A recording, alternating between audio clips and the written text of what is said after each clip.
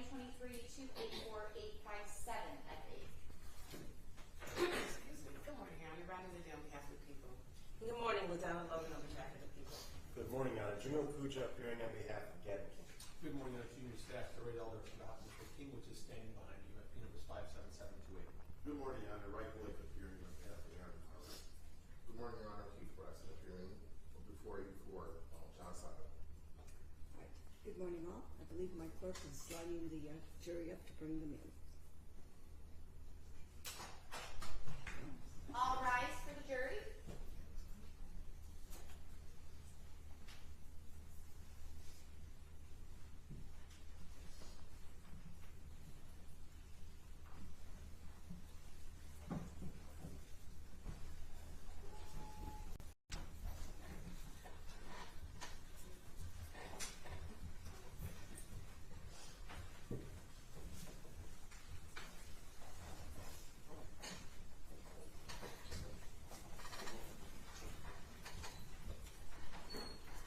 You may be seated. Calling next witness, please. Thank you, Your Honor. This time, the people call James Hale.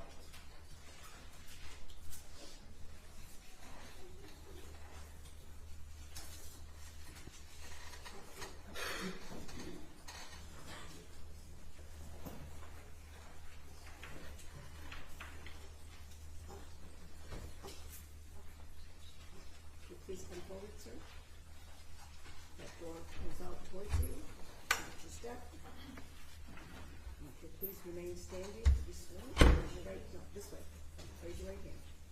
Do you solemnly swear or affirm under the penalty of perjury that the testimony you're about to give before this court is the whole truth and nothing but the truth? I do. You may be seated, sir. And I'm going to ask that you keep your voice up because we are recording this, all right? Yes, ma'am. Thank you. Sorry. Good morning, sir. Good morning. Could you please stay and spell your name for the record? James Hale, H-A-L-E. Okay. First name? James, J-A-M-E-S. Okay, thank you. And, sir, are you currently employed? Yes, ma'am. Okay. And, where? Phoenix EV in Greenville, South Carolina. Okay. And, Mr. Hale, is that where you currently live? Yes, ma'am. And prior to moving to South Carolina, where were you living? In Detroit, Michigan. Okay. And, when you were living here in Detroit, were you employed? Yes, ma'am. And where were you employed? I was employed at the Senior Citizens for Independence under Henry Ford Hospital and at Northland Mall. Okay. And what year were you employed at Northland Mall? The end of 2013 and the beginning of 2014. And Northland Mall, is that located in the city of Southfield? Yes, ma'am. Oakland County? Yes, ma'am. Here in Michigan? Yes, ma'am. Okay. And Mr. Hale, what was your job at Northland Mall? I was a security officer. Okay. And were you hired by the mall itself, or were you hired by a private security company? By the private security company. Okay.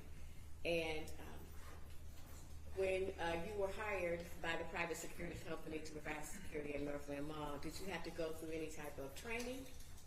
We had manuals that we went through, and we went through training on how to apply handcuffs. Okay. And did that training also include how to interact with customers at the mall?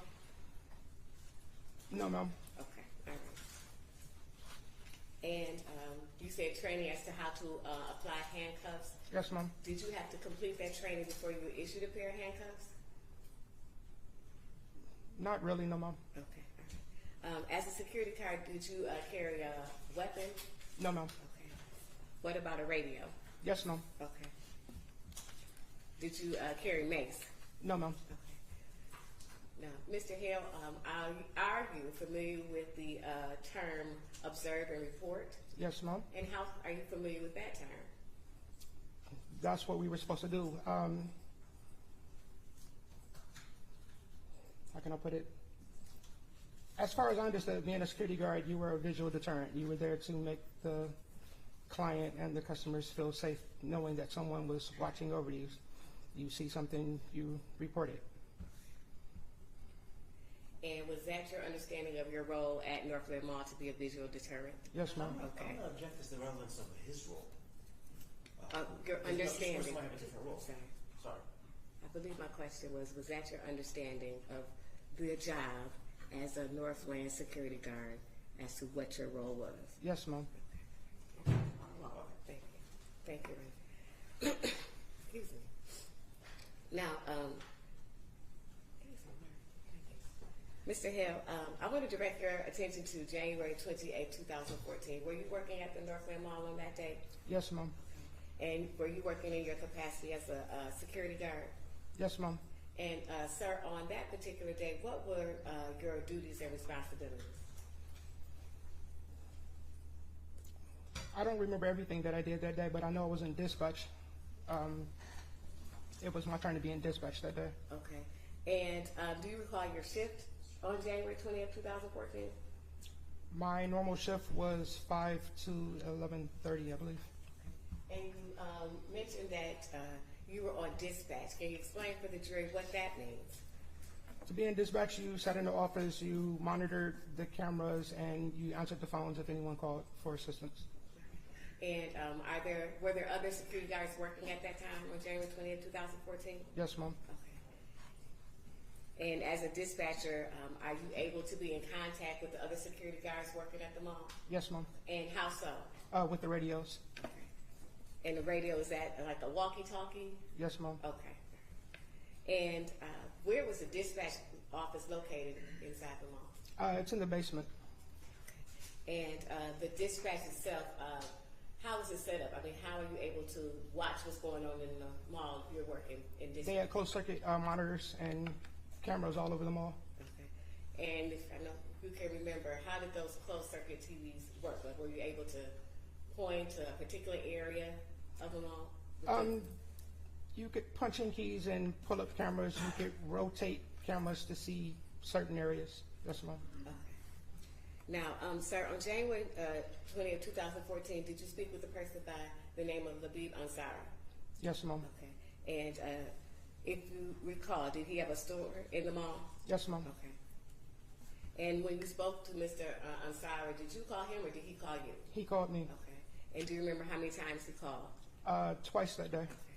And let's talk about the first call. I don't want you to tell me what he said, but based upon the information we received, what did you do?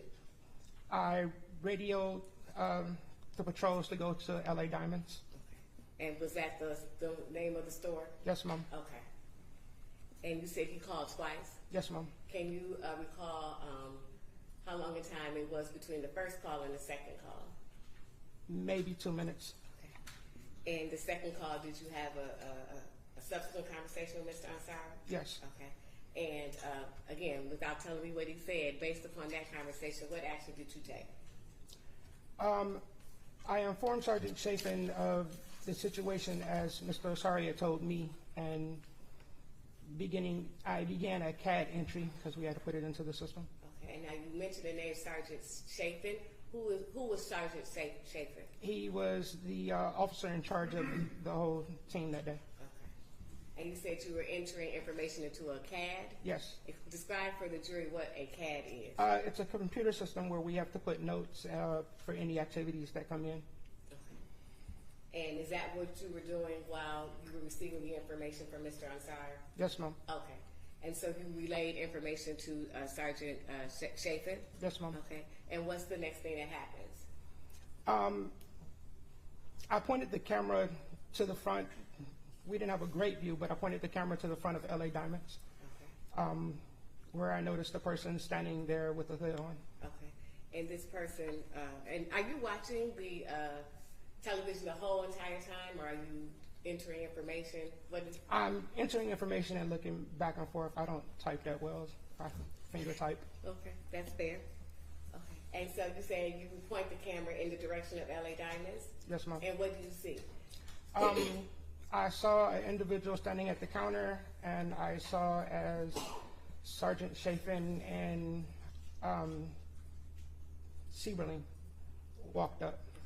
And this individual standing at the counter, do you remember anything about him as to what he looked like, how tall he was, what he had on? He had a hoodie on, so I couldn't see his face too well. I don't know if it was an accurate measure of how tall he was. I believe he might have been 5'11". That was just about it. Okay. And you said you saw him standing there? When Sergeant Chafin walked up, I watched the individual take a step back and then take a step forward towards the Sarge. Okay. I saw Sarge put his hand up as in a warning, as in don't, and I saw the individual get maced. Okay. Now you mentioned Sieberling. Did you? Yeah, say yes for the record. I'm recording Yes. everything. Okay. And you saw Sieberling too? Yes, Did he arrive with Sergeant Chafin? yes, Okay. And Sieberling, did you see him in the courtroom today? yes. Okay. And can you just point to him? Gentleman right there. Okay. And there's 3 gentlemen. Be a little bit more specific. Gentleman in the black suit with the glasses. Okay. You're right. Let the record reflect that the witness has identified Mr. Sieberling. The record will certify. Thank you. And so was Mr. Sieberling, was he with Mr. Chafin? Yes, Sergeant Chafin? yes, Okay. And so you said you saw Sergeant Chafin mace the individual. yes. Okay, and what did you see next? The individual went down, and then I saw Sergeant Chafin and Mr. Siebling attempt to put handcuffs on him. And are you watching this the whole entire time? At that time, I had to pick up the phone, and it was protocol that if anytime someone was maced, we had to call 911 to alert the police to come. Okay, now you said that you saw Sergeant Chafin and Sebring attempt to put handcuffs. Can you be a little bit more specific? What did you see them do? I saw them approach him and turn him over, and he was struggling. Okay. When you say turn him over, at this point, is he still on his feet? No, he was on the ground. Okay. He was on the ground after being maced, and they went to turn him over to apply the handcuffs. Okay. So let's take a step back. So at some point, he's standing up after being maced? No, after being maced, he bent over and just went down to the ground. He went down to the ground. And when he went down to the ground, did you see Mr. Siebling and Mr. Chafin go down to the ground with him? They went. They were hunched over him, attempting to handcuff him. Yes. Okay. The individual that you saw on the ground, was he throwing any punches? As to what you could see. I saw him thrashing around. I don't know if he actually. I couldn't tell if he was actually throwing punches, but he wasn't being still. Okay. Do any additional security guards show up? Yes. Okay. And do you know who showed up? I don't recall in what order they showed up, but I know I don't need the order, just Officer Hamilton showed up. Officer, I can't think of his name. It's the gentleman right there in the middle, and then Officer McGee. They all showed up. okay. You said Officer Hamilton showed up, and then you said the gentleman in the middle. Yes. Okay. And can you just be a little bit more specific? Gavin. Okay. Officer Gavin. Okay. All right. He showed up. You're on the record, but Gavin King. And then who else showed up? Officer McGee. Okay. And do you see him in the courtroom this morning? Yes, Mom. He's the gentleman on the end. Okay. You're on the record, but the witness has identified. The record was certified. Thank you. And so eventually these 3 individuals show up? Yes. Okay. And when these 3 individuals show up, what happens?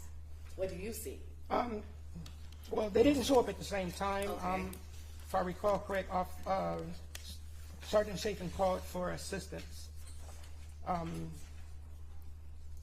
then I saw all of them on the ground. They were tussling like they were trying to get control of the individual, and they were having a hard time. Okay. Now, when you use the word tussling, what do you mean by that? Wrestling? And they were wrestling the individual? Yes. Okay. And could you tell if the individual was face up or face down? When this I could not wrestling tell. was going on? I couldn't tell. Okay. All right. Are all the security guards, are they all on the floor with the individual? Yes. Rephrase your question. Where did you see all the security guards with the individual? All the security guards, they were on the floor with the individual.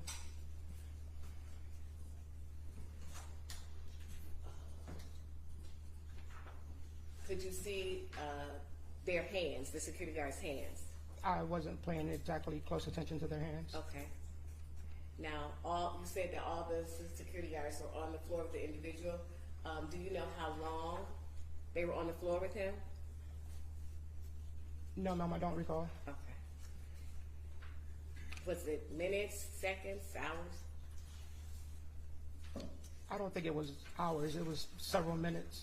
Okay.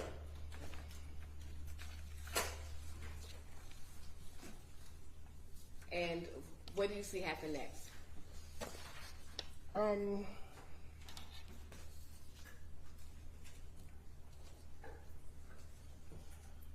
After a while, they stood up and I don't recall who did it, but they lifted the individual up and leaned him up against the wall at LA Diamonds. Okay. Now, when you say they, who are you referring to? I don't recall exactly who it was that moved him. Okay. Now, when you say eventually they got off the floor, they being who? Who got off the floor? The security guards. Okay. And when the security guards got off the floor, where was the individual that they were? He was still on the floor in handcuffs. Okay. Could you see if he was face up or face down at this point?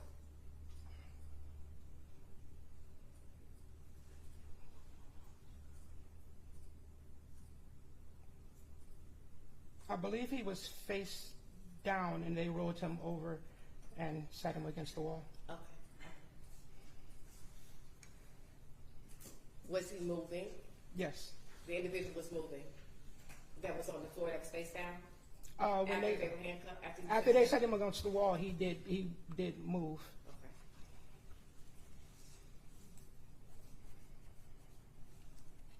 Did you call 911? Yes, ma'am. Okay. And before your testimony here this morning, did you listen to 3 911 calls? Yes, ma'am. And did you recognize a voice on those 911 calls? Yes, ma'am. And whose voice was that on those calls? It was my voice. Okay. Your name, I'm referring to People's Proposed Exhibits 25, 26, and 27. And those 911 calls, were they an accurate recording of the calls that you made on January 28, 2014? Yes, ma'am. Okay. And just for, in terms of a timeline, when did you call 911? Or what was the first call, if you can The remember? first call was when he got maced the first time. Okay. And why did you call 911 at that particular time? That was protocol. Okay. And we play the this. I'll move for admission, Your Honor, 25, 26, and 27. I don't know if I did wrong. No objection, no objection. Thank you. Admitted.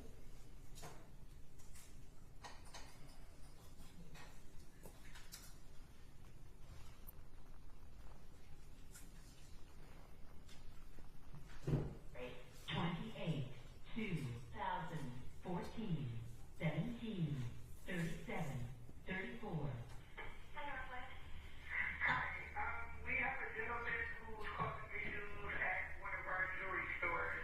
Our security just had to return it. Where exactly? LA Diamonds. LA Diamonds, so where is that located in the site there? It's right next to Macy's at Arcade, right across from Arcade 2. What lot do we come in? I want to say headlock. I believe it's headlock. What is the headlight like? All I know is a black male, approximately 5'11". I'm in dispatch. I'm watching on camera. My guys are there on the scene. And he was listening from by security because he was causing a disturbance? Yes. One second. What's that? And it looks like it's set up with it.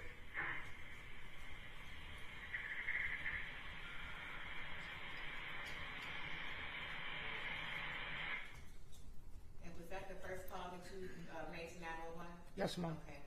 And let me back up for a second. Now, before Sergeant Chafin makes contact with the individual, what was the individual doing? Tell you what the store owner told me he was doing. No, you can't tell me what the store order. What did you see from you looking at the camera? When I looked at the camera, he was just standing there. And so eventually, you called 911 the second time? Yes. Okay, and this will be your under the record, exhibit number 26. Yes, it was a big deal. 28, 2014, 17, 38, 44.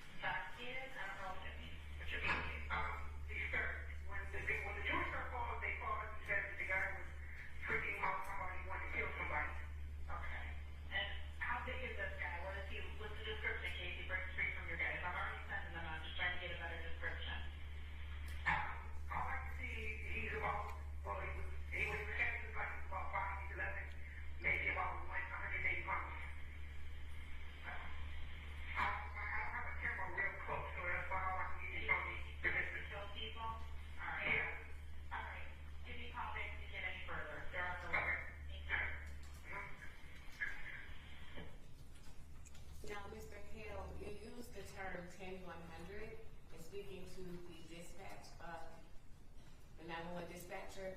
What is a 10100? If I remember correctly, and I can't say I do, I believe it meant that the person was disturbed. And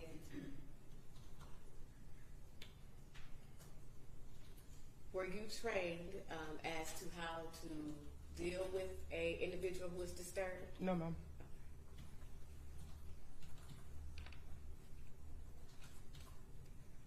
And then eventually there was a third call that you placed to 911? Yes, ma'am. Okay. Yeah. Now, at the beginning of the call, there was a 911 call. There's a male voice. That's it. Did you remember hearing the male voice at the beginning of the second 911 call that I played? I believe that came over the radio. Yes, ma'am. Okay. And did you recognize that voice? I believe that was Sergeant Schaefer. Okay. Yes, 27. 28, 2014, 17, 49, 34. Hi, my sergeant requesting, I guess the ambulance unit as well. Okay, is somebody hurt or for commitment? For the second gentleman. Okay, is somebody hurt or for commitment? 1 second. Yes, sir, anything else?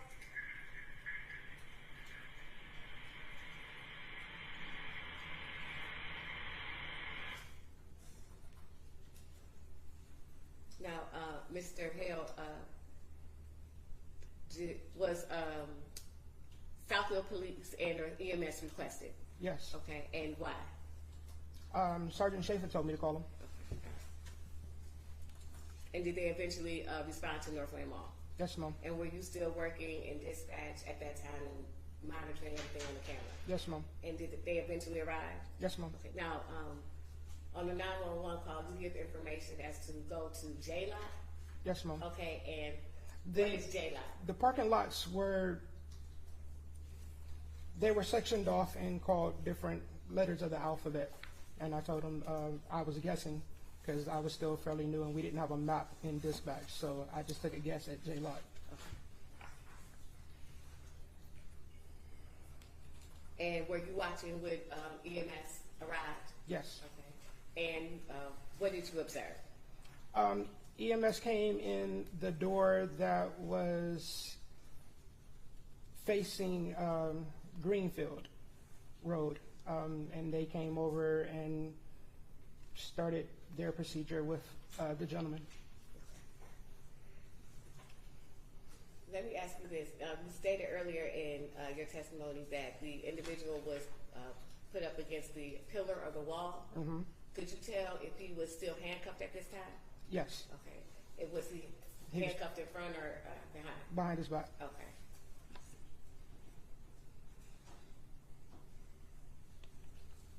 I'm gonna show you the video. That's exhibit number 1. Yes.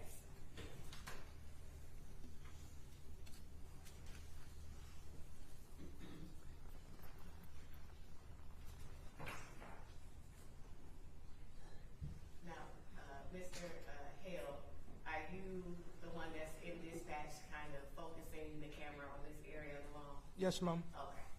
And this is on January 28, 2014. Yes, ma'am. And is that you kind of maneuvering it as it kind of motions? Yes, ma'am. Okay. And you're zooming in? Yes, ma'am. And why are you doing that? To try to get a better view. Okay.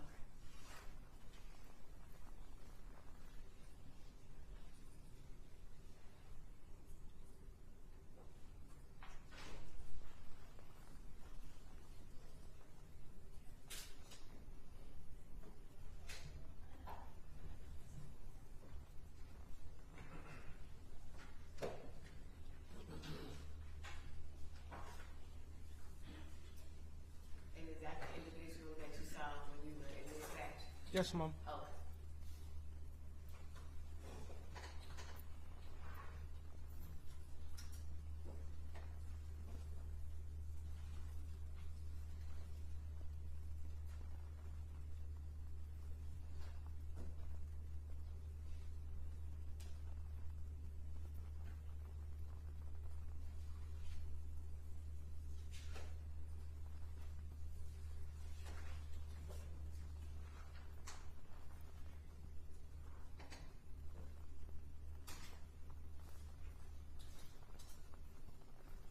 And do you recognize the security guard that's walking towards the individual? That's Sergeant Chafin. Okay. And what about the second security guard that's in view of camera? That's Mr. Sieberling. Okay.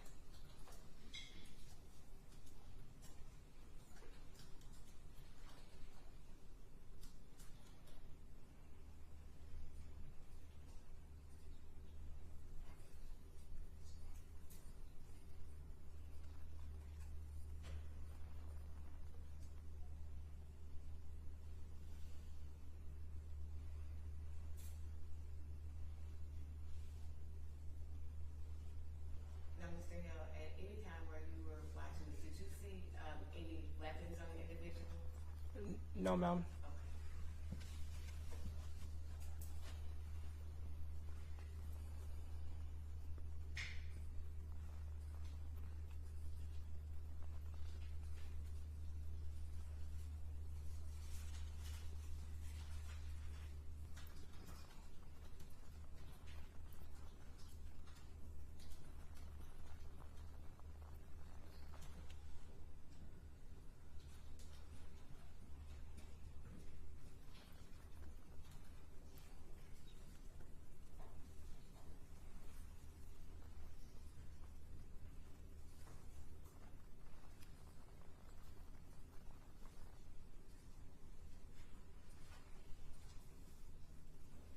And is this the point where the other security guards arrived? Yes, ma'am. I believe Officer Hamilton is already there.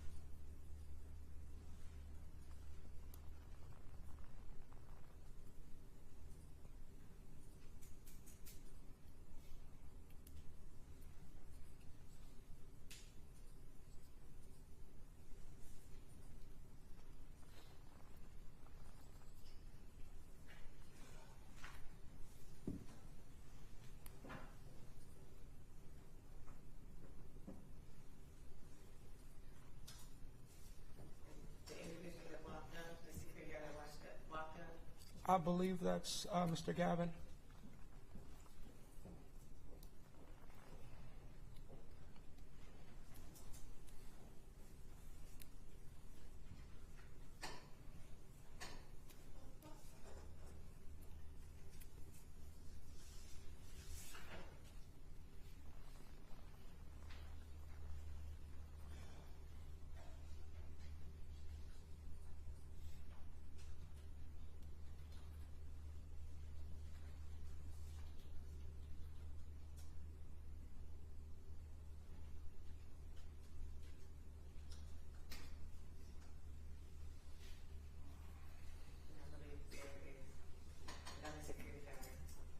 Yes, Mr. McGee.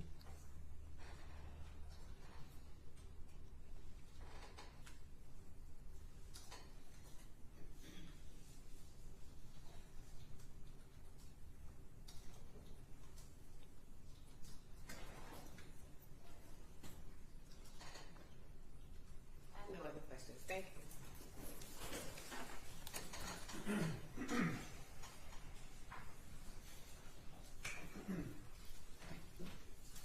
Sir, you get a call from the LA Diamonds requesting you to send someone up there, correct? Yes, sir. And let me just back up. You ended up writing a statement. Is that true? Yes, sir. And when you wrote the statement, that statement was dated the 28th, the same day, correct? Yes, sir. And would it be fair to say, sir, that when you wrote out the statement, it was accurate, Yes, sir. it was truthful? Yes, sir. No one rushed you? No. You ended up having as much time to write as much information that was important, correct? Yes, sir. And you had time to correct it, Yes, sir. you had time to read it, Yes, sir. and you signed it as being truthful and honest, correct? Yes, sir. So isn't it true you get a phone call from the LA Diamonds owner saying a man just threatened to kill someone? The first call that came through, he simply asked for assistance and he hung up the phone. He didn't state anything. The second phone call that came through, he said that there was a gentleman in his store staring at him, and the gentleman said, "I'm going to kill someone." Okay. And he calls back and says, "Get someone up here before I shoot him myself." That was the second phone call. He said all of that in the same statement. He said, "If you guys don't get somebody up here, I'll shoot him." Okay. And then that's when you see Sergeant Chafin. Approach. You looked at your camera, the grainy video that you just saw, correct? Yes. That records in like every 2 seconds, correct? It doesn't play normally. I don't know how it records. I just know it's constant. Okay. When you were watching it, it's constant, but maybe record differently, correct? If you know.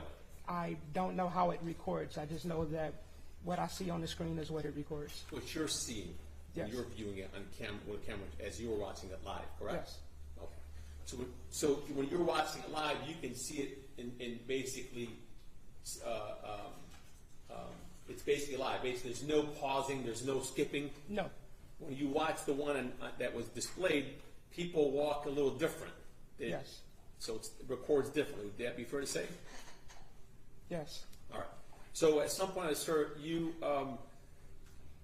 see Sergeant Chafin. He's a sergeant, which means he's the one in charge of the scene, correct? Yes. And how long were you working for the security company when on the day of January 28, 2014? How long did you be working for? Maybe 3 months. Okay. And did you work the floors of the mall as well?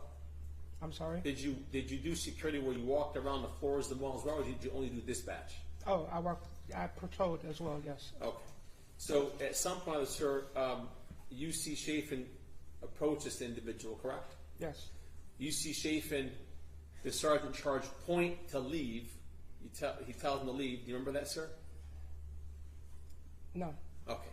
But would you agree that if it's on camera, then that's what it might be? There's no audio in the office, so I can't hear anything. I can only Okay. speculate about what was said. All right, that's fine. So, at some point or other, sir, do you remember seeing his finger pointing? No. All right. At some point or other, sir, do you ever see Sergeant Chafin take out the mace and just hold it? No. Okay. So this is over 10 years ago. So your memory isn't the greatest. Would that be fair to say? Yes. Okay. So you called 911 because you saw that mace was administered, correct? Yes. So that's your protocol, right? Yes. And as security, you indicate something about observe and report, right? Yes.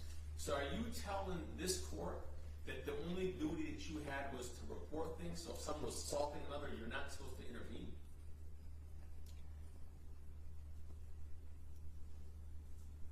It goes different according to different security companies. I mean, if you're a police authority, you can do stuff like that. I'm not asking that. I'm asking you in that situation, when your employment, when you work for Northland Mall, are you telling this jury that the training that you got, the man that you read, says that you're supposed to just observe and report, nothing else?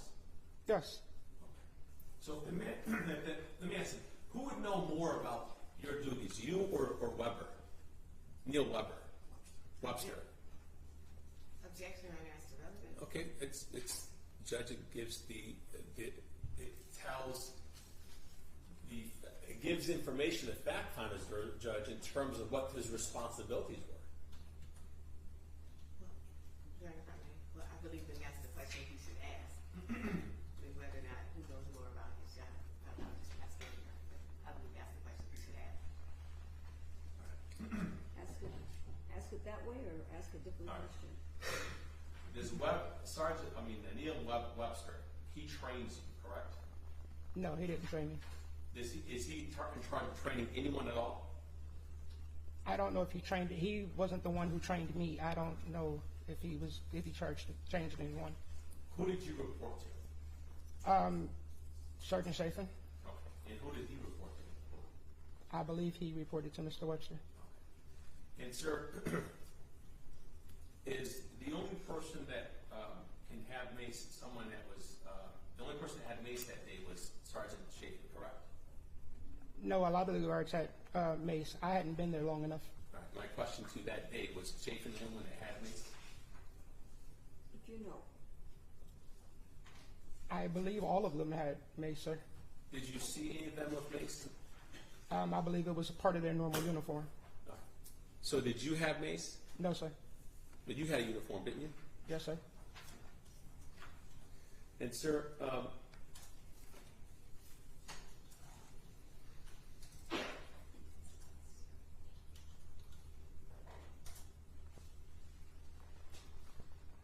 do you remember while you're watching the video, do you remember that Cochran was getting the best of the officers in terms of the struggle? Yes. Do you remember describing it as he was handing them their asses? I don't remember the term I used per se, but I do remember they were not having an easy time. I'm sorry?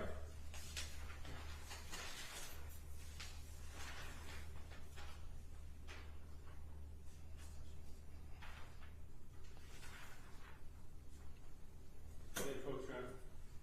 Yes, you may. I'm going to exam transcript dated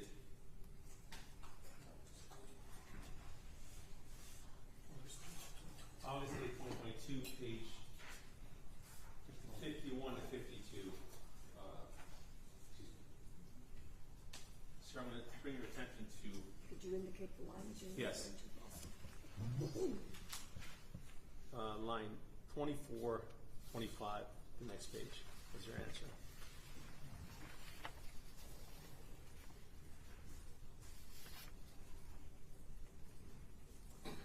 Yes. You described Cochran as handing them their asses, right?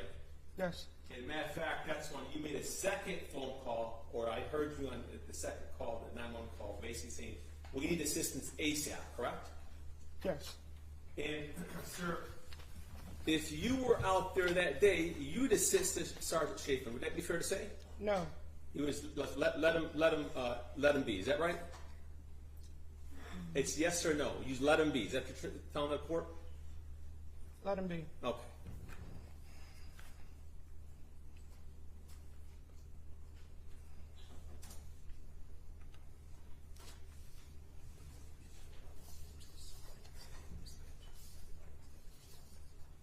So, sir, you were calling other individuals to go assist Sergeant Chafin, right? Per Sergeant Chafin's request, yes. So you were listening to your sergeant Yes.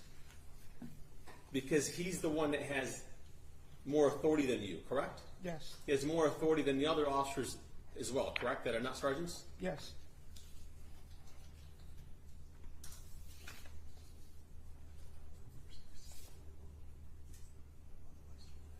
Sir, you are entering information into a system as well, correct? Yes.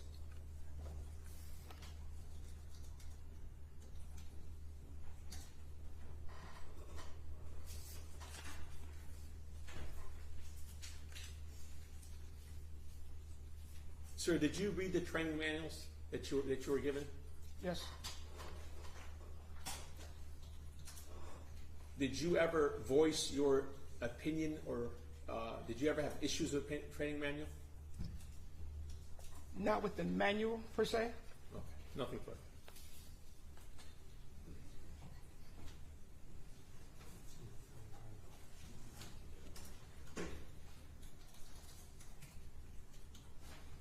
Morning, Mr. Hill.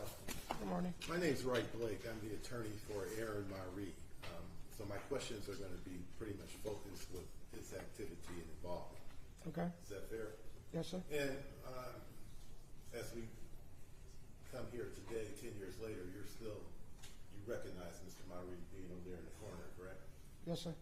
And with your brief time with the company, he was a co-worker that you got to know, but you on a personal basis, or just a business basis, right? Just a business basis. Yes, sir. And has his physical size, height changed over the past 10 years, or the last time you saw him? No, I don't believe so. Okay, pretty tall individual, Yes. pretty big person. Now, being the dispatcher on the 28th, prior to that, were you the dispatcher on the 27th of January, 2014? Our duties rotated on a daily basis. So do you know if you were the I dispatcher? don't recall, sir. Did you have any information on a strange or an individual acting peculiar who may have showed up on the 27th and identified on the 28th? Karen, I'm going to object. You did say that you did not know. You did not work in dispatch on that day. Well, let me ask this. Were there any bulletins that be on the watch when you go? Not official bulletins, but we did have word of mouth. You had what? Word of mouth. Okay. Did you have any knowledge of this individual on the 28th? I didn't find out that the individual had been there at the mall earlier that week causing trouble until after this incident happened. All right. What was the name of this security company again? I don't recall, sir. I'm sorry. And your tenure with this company was relatively brief, correct? Yes, sir. What was your date of hire? It was in November Of what year? 2013. And what day did you leave?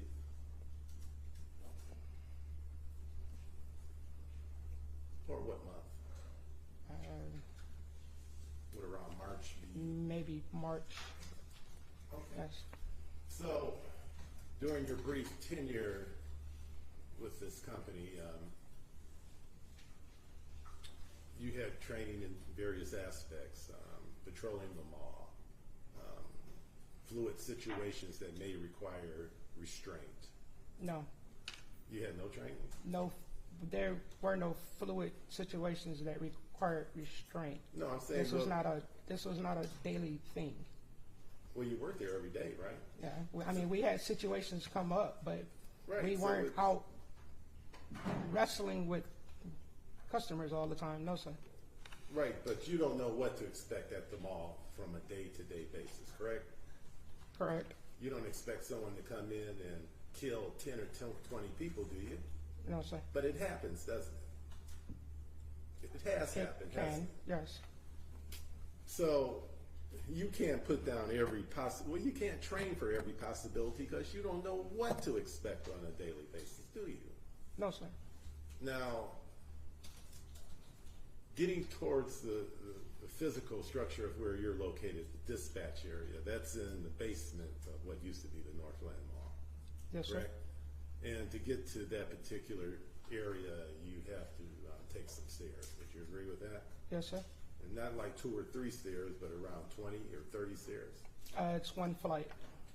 So what's one flight for the benefit of us?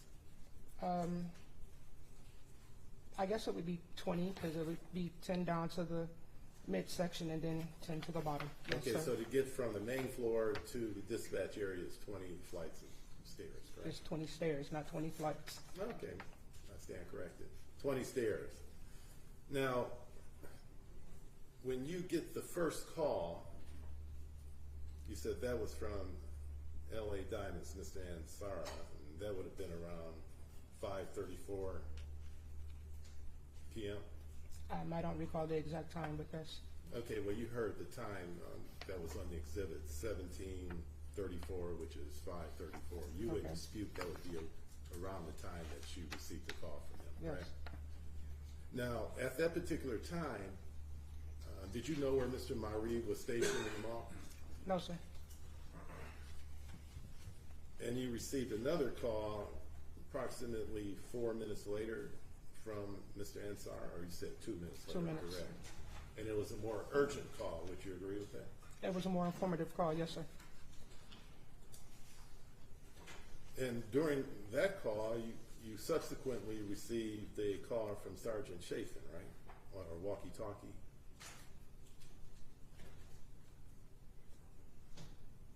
What do you mean during the call with Mr. Asari? No. Okay, but I said after that. Did you receive a call or some communication with Sergeant Chafin about the development of this? Yes. Now, prior to that, how many officers were on duty when you received that call, if you know, in the mall for this security service?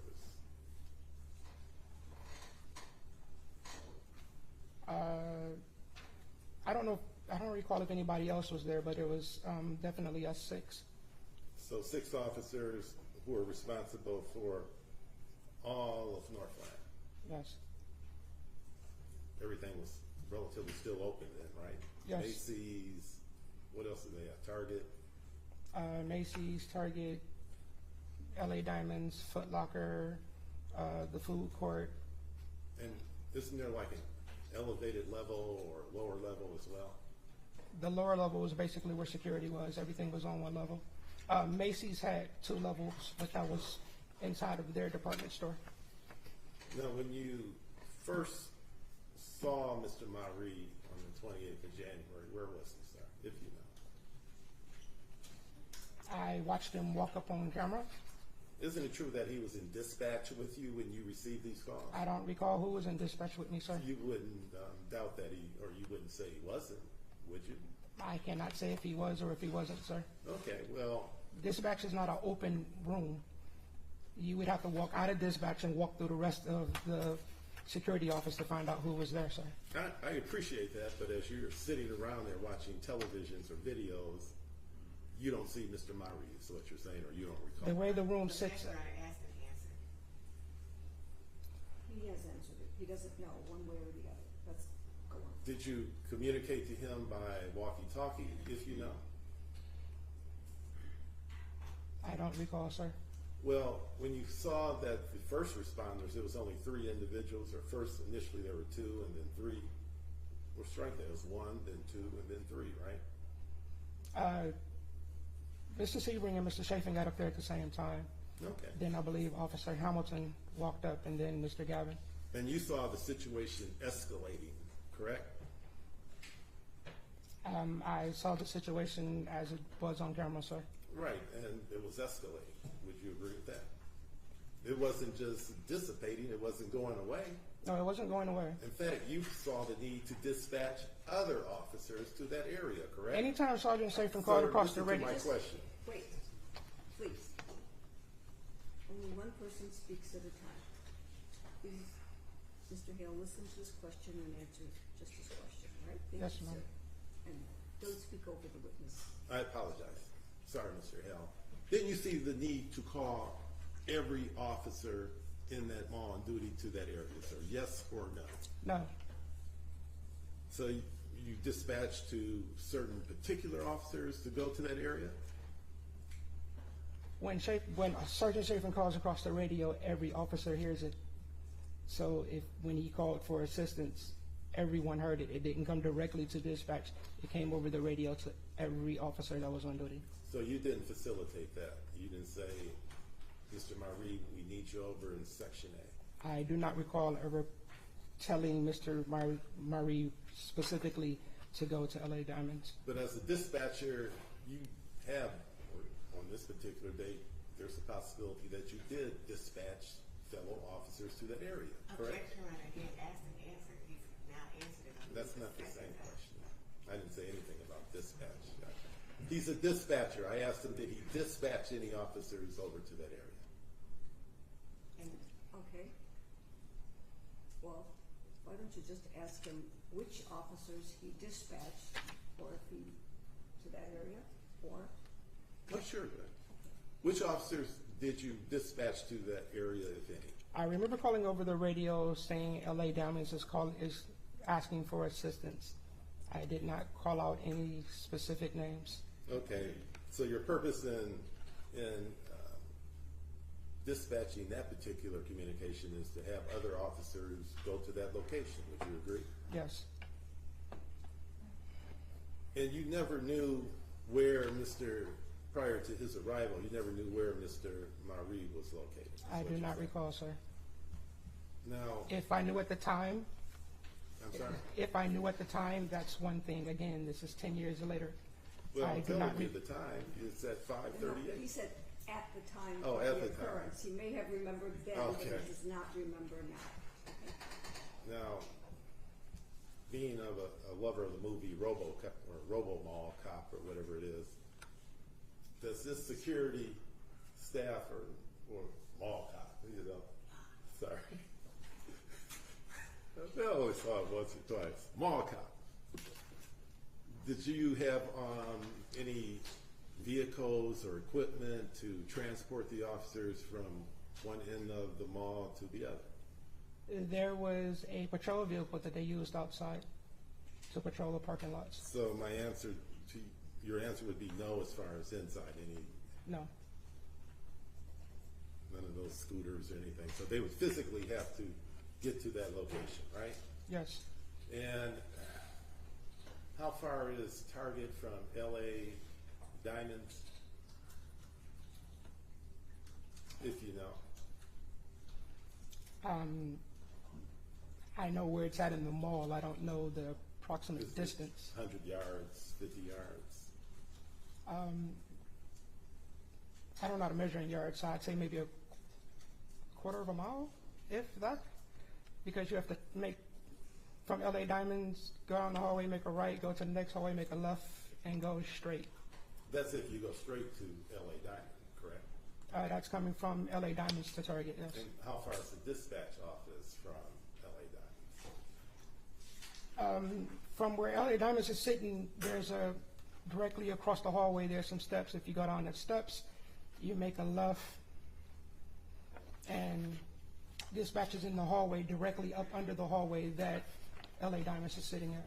Okay.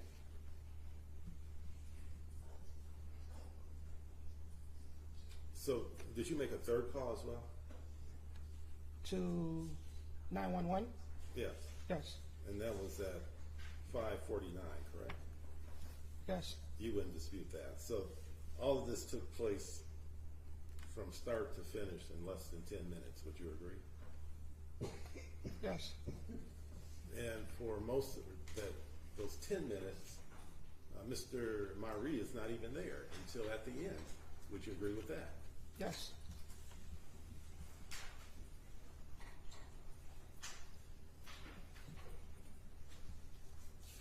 And did you ever see Mr. Marie walk over and get a glass of water and give it to the individual who was slumped over on the post? No,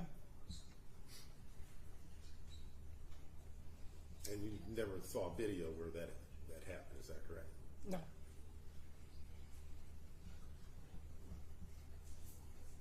You're not disputing that it didn't happen, or it did happen, you just didn't see it. I just didn't see it. Did you, well, in the chain of command, you didn't have any rank position. No, Did Mr. Marie have any rank position? I don't recall. After this incident, you made a police report, or strike that, you gave a witness statement, correct? Yes. And who did you give that statement to?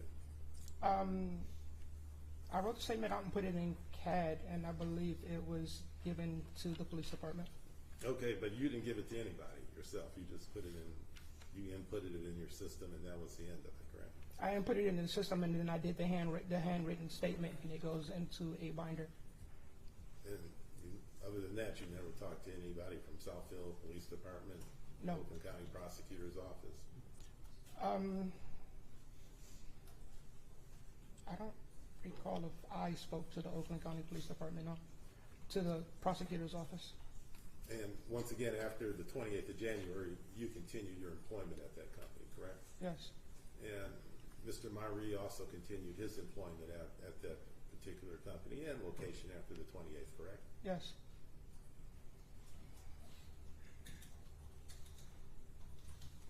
Were you aware of any of those officers receiving reprimands or being suspended by your company? Objection, Your Honor, that would be hearsay. If you know.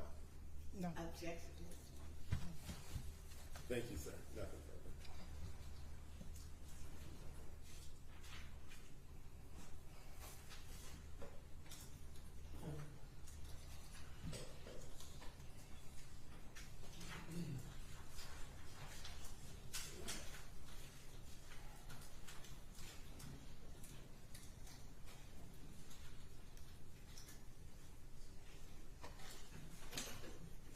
Good morning, Mr. Hale. How are you? Fine, and you, sir? Good.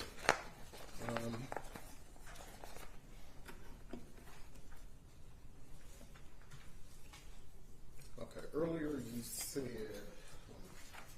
I believe, that you did not take the handcuff training, correct? I was given handcuff training on how to apply the handcuffs and to make sure they were locked in place. So you did take training. Wasn't it extensive training? I'm sorry? Was it an extensive training? Or how were you trained in it? I had to read the manuals, and I was trained on how to apply handcuffs before I went on the floor to patrol by myself. So you also took the continuing training too? Or were you? I don't know what the continuing training is, sir. Well, your training was through a manual, correct? Yes.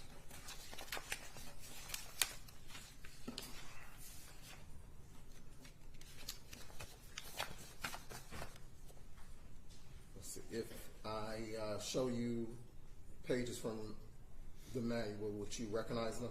I cannot say that I would, sir. Okay, but you will be able to read and see if this looks like the manual that you took. Yes, sir. Okay. May I approach? Yes, you may.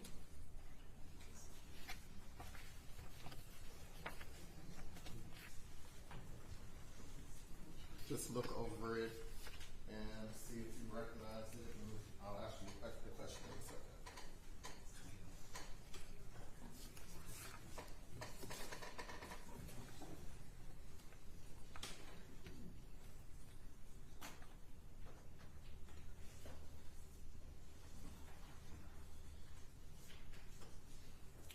Do you recognize that? It looks familiar, sir. All right. It states that it's continuing education training manual. Those are just pages. Yes, sir. The pages that I gave you are page 4, 5, 6, 7, 9, and 12.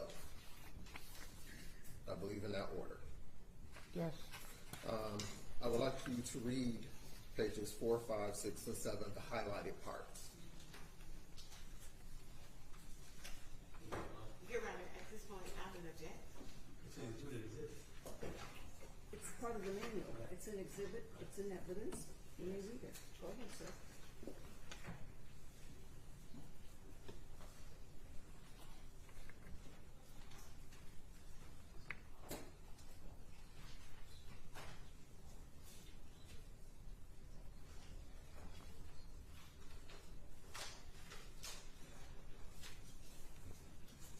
Oh, I want you to read them out loud, please. Oh, okay. The highlighted parts. You would. The highlighted parts on page 4, 5, 6, and 7 right now. Page 4, What page? What's is it? page first? What Page 4 is first. They're in order. No, no. What page of the manual for the record?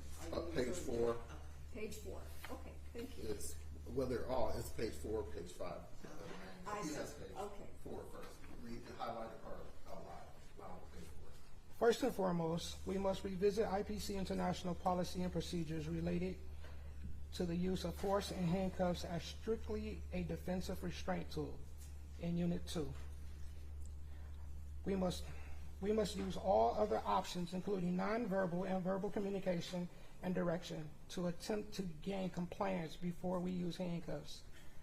Handcuffs will never be used as a tool or weapon to gain control of a subject. Handcuffs must only be used as a restraint tool after you gain control of the subject and they can no longer physically resist. The police should be notified when use of handcuffs. Once a subject is handcuffed, the cuffs should not be removed until a police officer is on site to authorize and assist in the release of the individual and take them into police custody. Don't handcuff compliant subjects. Don't handcuff violent subjects until after we gain control of them so they are no longer able to resist. Always require the use of handcuffs. The 3 situations in which PSOs may detain individuals are intentionally damage or vandalism to center or IPC international property, assault to anyone, robbery, assault during the commission of theft. In essence, we may only detain individuals to protect people, center, and or IPC international property or ourselves. Detain the offenders if possible. If the offender is threatening or uncooperative, request assistance from fellow public safety officers or police authorities via your radio. The officer is not to subject himself or others to dangerous circumstances. In all cases, officers should avoid the use of force. However, there is no alternative. Use only the force necessary to detain the individual. If an officer is informed and subsequently determines that a customer has either been robbed or assaulted in the center, then prompt action is required. The officer should immediately contact the police department for assistance. If time permits, a public safety officer should attempt to find out if the victim intends to sign a complaint against the individual who committed an offense against him. In this case only, a public safety officer may pursue and detain an individual who he has reasonable cause to believe has committed criminal offense against an individual. This requires that the officer either witness the offense personally or there remains no doubt about the occurrence and identity of the offender, either through his appearance or action. The act of physically inflicting injury on a person or the attempt to do so. Pause right there. You're basically reading a definition of violence right Yes. here. Okay. What page is it on? You read page 9. And I'm going to 12 I now. got 9 and 12. You will be applying handcuffs on persons only when they become violent in the course of an apprehension or detention. In these circumstances, it is essential to gain control of the individual before trying to place him or her into handcuffs. Control is gained through physical intervention as necessary to neutralize the individual. Once the control has been gained, handcuffs should be applied if it is necessary to maintain control until arrival of local law enforcement officers. You should use this technique learned in the course or techniques as close as possible to them when applying the handcuffs. Because of the nature of the event, you may not be possible to use these methods exactly as outlined. Remember that the most important part is to use handcuffs to prevent further injury to you, other people, and the person being handcuffed.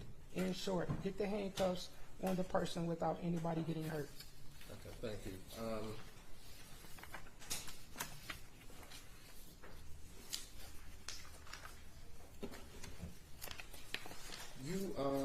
you were the dispatcher that day, basically. Yes, So you were the person who's responsible for calling the police.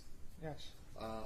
You called the police. Did you call the police before the second call from the LA Jewelers owner or after? After. After the second one. You also stated, you also had a handwritten statement that you made to the police, correct? Yes, In that statement, you stated that the subject charged Sergeant Chafin, correct? yes, Okay.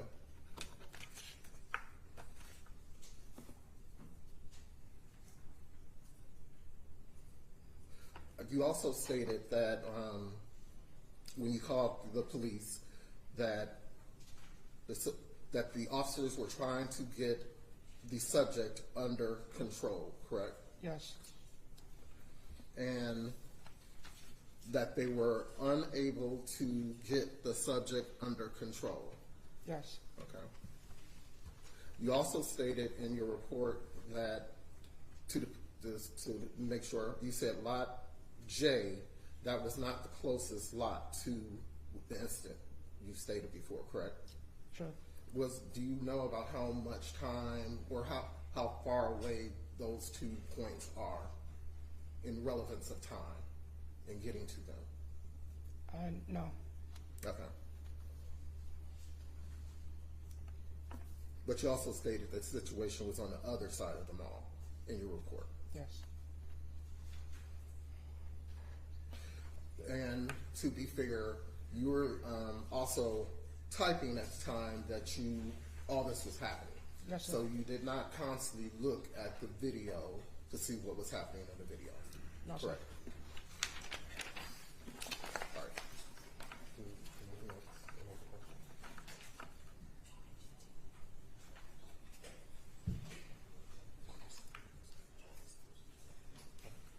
All right. At that time, someone had to stay in dispatch at all times, correct? yes, So everybody else had responded. You're the only one who was left with responsibility of being in the dispatch at that time. yes. All right. Thank you. No further questions.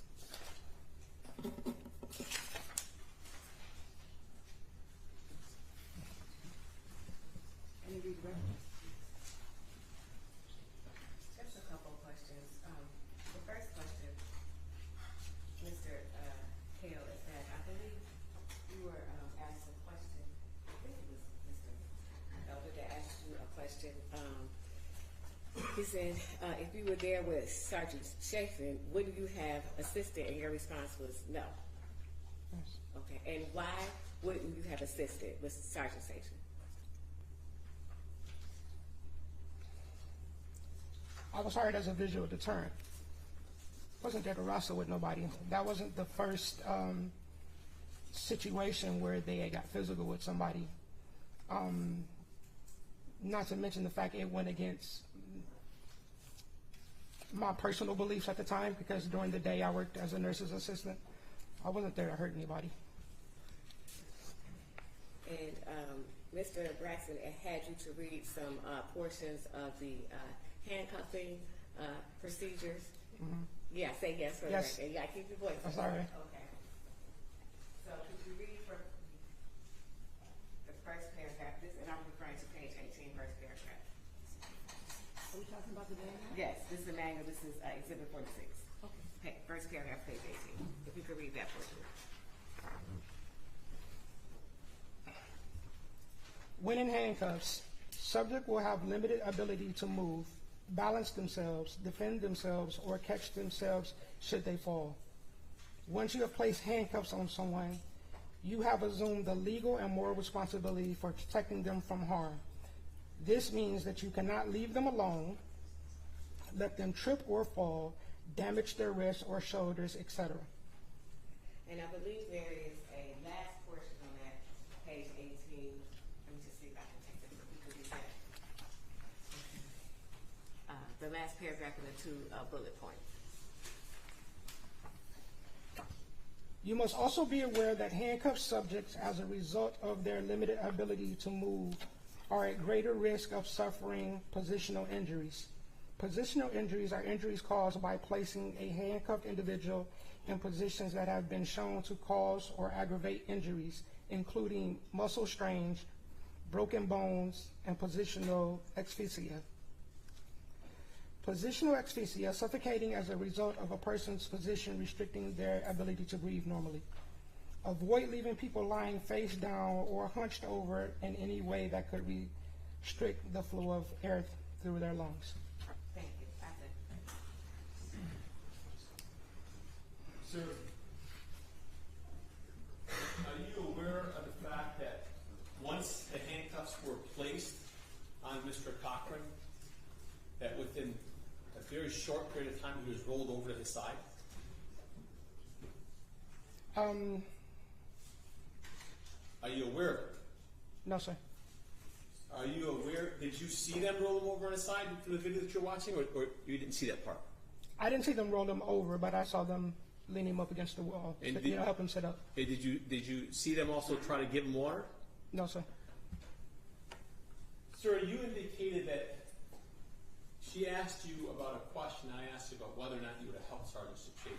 Yes. And you said it goes against your beliefs, correct? It went against, yes, So you worked here for, you said 3 months? yes, So you took money from a person, a company that gave you a job. You're supposed to, you read the manual, but you still stayed there and worked there knowing that's part of your job, correct? we were hired as visual deterrent, so My question was, you read the manual, it went against your beliefs, but you still worked there and you took their money, correct? yes, Knowing that if someone, your fellow employee, needed your help, you wouldn't have helped them, correct? Yes or no? it depends on the situation, sir. So your answer is, depending on the situation, someone can get hurt, someone can get, maybe they can, depending on the way you feel that day, right? Yes, sir. Nothing further. No questions, Judge. No question. Thank you. You may step down. Thank you. Thank you. Watch your step, please.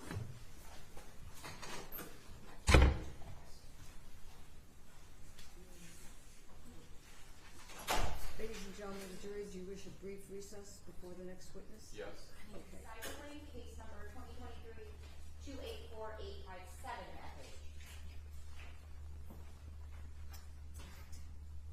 My clerk is lining up the jury. As we speak. All rise for the jury.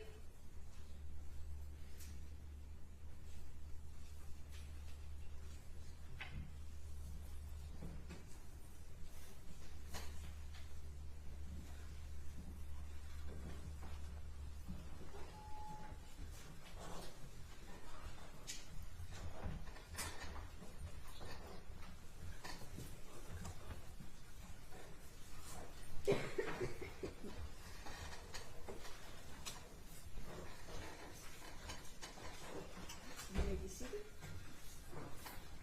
Call your next witness, please. Thank you. At this time, the people will call Jill Jacobs.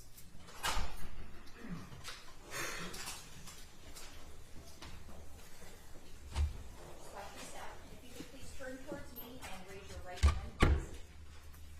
Do you solemnly swear or affirm under the penalty of perjury that the testimony you're about to give before this court is the whole truth and nothing but the truth? I do. Good morning. Good morning. Could you say and spell your first and last name, please? Jill Jacobs, Jillljacobs. Thank you. And where do you work now? Now I'm a therapist with Solid Ground and Frontline Consulting. And in 2014, was that how you were employed? No, I was with the City of Southfield as a police officer. And how long were you a Southfield police officer? At that time, Yes. okay, I do math. From 96 until 2014. So 14, 15, 16, 17, 18 years, I think. Okay. On January 28th of 2014, were you working on that day? I was. And do you recall receiving a police run to the Northland Mall? I do. Is that in the city of Southfield? It is. County of Oakland? Yes. Were you working alone or with a partner? It's solo in a car. And do you recall the nature of the police run you were responding to? Some type of disturbance. Was there any other information, or were you just told some type of disturbance? I'd have to look at my report to Would be that re- specific, would to that refresh my refresh your memory. Yes, Do you have a copy of your report? I do. Okay, please review that and let me know when your memory is refreshed. The exact verbiage was trouble with the subject. Okay. And did you actually respond to that police run? I did. What happens when you arrive at Northland Mall? I was dispatched with another officer, Rolando Rivera, and we responded to the area that we were initially dispatched to, and we went in, and it unfortunately was the wrong location we were dispatched to. So we went inside, and then as we were trying to determine where the actual location was, a passerby saw us and asked us if we were looking for a certain situation. We said yes. He directed us towards it. As we were going to where the incident was, one of Northland Security sergeants also ended up meeting with us and walked us to the rest of the area. Okay, so from the point that you actually enter Northland Mall to when you actually get over to the area where the incident took place, you know about how long that took? A few minutes. And when you encounter the security sergeant, does that person take you the rest of the way? Yes. Okay. And what happens when you actually get to the area of the incident? Well, first, let me back up. Where is the incident inside the mall? It is on the east side of the mall. We entered on the west side of the mall, and it is in front of a jewelry store. Okay, do you recall the name of the jewelry store? I think it was Diamond. I'd have to look at my report to be specific. That's fair, it was 10 years ago. If that will refresh your memory, please do so. LA Diamond. Okay. And do you recall if this was inside LA Diamonds, or where was the incident as it related to LA Diamonds? It was now on the outside in the hallway area, but at the pillar of LA Diamond.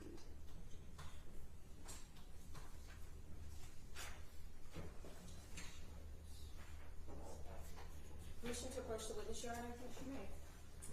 Lieutenant hands you what has already been admitted as People's Exhibit 51 and ask you if you recognize the story depicted in that photo. I do.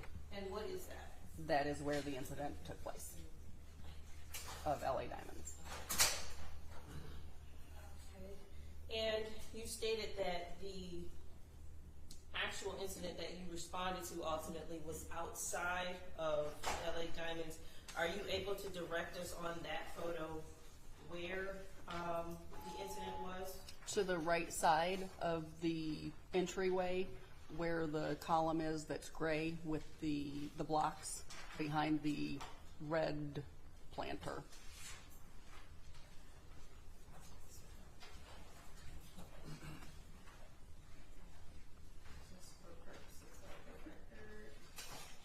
Spotlighted an area. Am I in the right area? That's the exact area. Okay. Now, when you actually get to the area that you're ultimately get to the area you're responding to, what do you see? We see some of the security guards are there. There was an individual on the floor who was handcuffed. One of the security guards was checking for a pulse.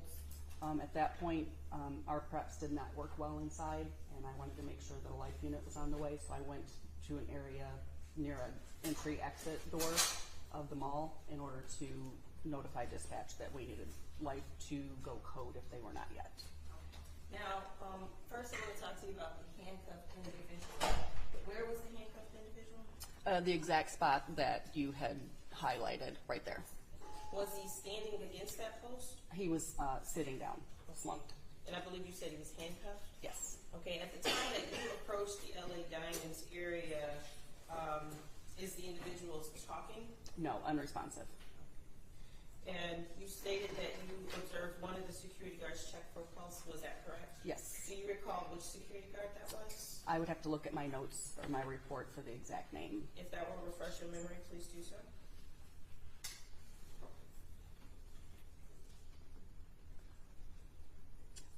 Officer John Sieberling.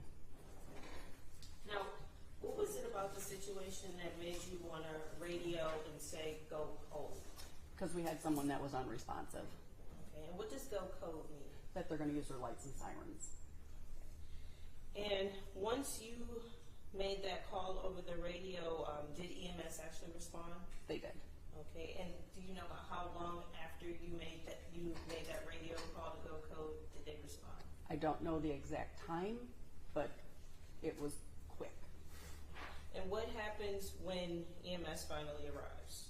They made their way to where the individual was, and then they started their assessment, and at some point they started to use an AED. And were you standing by when EMS started to, try to perform service on the individual? Yes. At any point in time, did you see the individual being responsive? I did not. What happens next? The handcuffs were removed before EMS or our life unit started theirs. Then they took him and transported to Providence Hospital. Okay. And do you remain at the mall while the individual is being transported? Yes. Okay. And what do you do at the mall? Started collecting statements from the security guards that were involved in the incident. And do you do anything else? I notified dispatch that we needed detectives to come out to the scene, and then at some point our sergeant was also on the scene. Now, I know you've talked about the individual was unresponsive. Was there any attempts to kind of at the scene identify who the individual was? I did not. And did you observe any weapons on the person? I did not.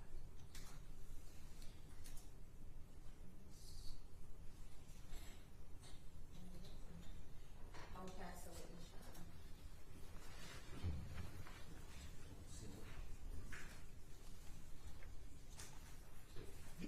Good morning, ma'am. Good morning. How are you today? Good, how are you?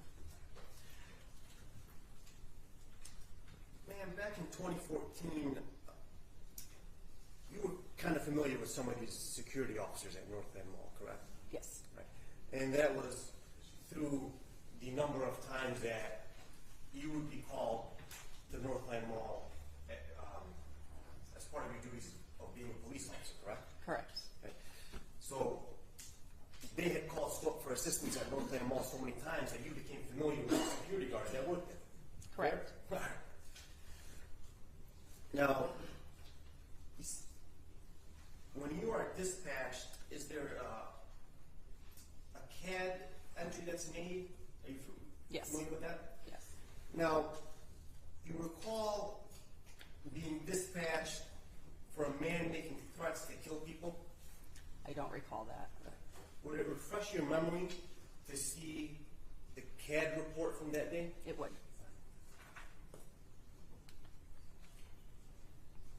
May I approach on? Yes, you may. Thank you.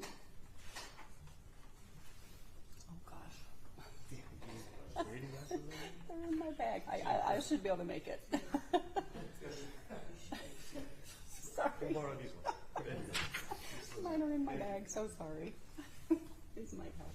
You expect to be reading. I didn't. Oh, much better. Okay. Yes, there are notes in dispatch saying making threats to kill people. Thank you. How long has it been since you retired from being a police officer? Just over 4 years ago. Oh. It's probably been that long since you've had to come to court? No. Oh, no? All right. So,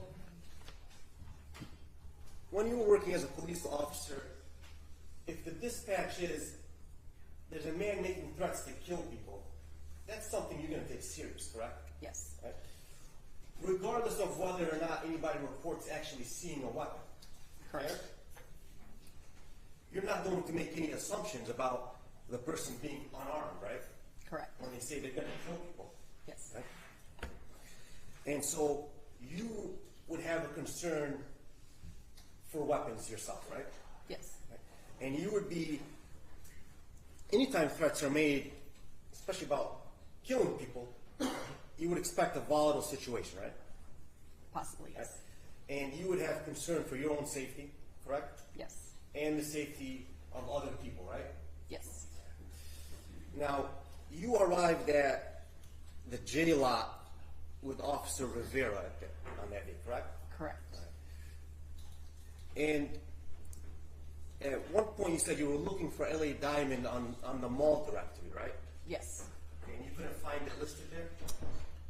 I don't know if it was listed or not, or if somebody saw us looking for someone first. Okay. All right. So, but somebody approached you and said, "Hey, you're looking for the guy that security is restraining." Yes. Right? That was what you were told. Yes. Right? And then they directed you there. Correct. Right? Now, at that point, how long of a delay do you think it would have been from when the call came in? A few minutes. All right, so what? Say maybe 5 minutes or so? I would have to, actually on the CAD notes, it might say from our time of dispatch to arrival.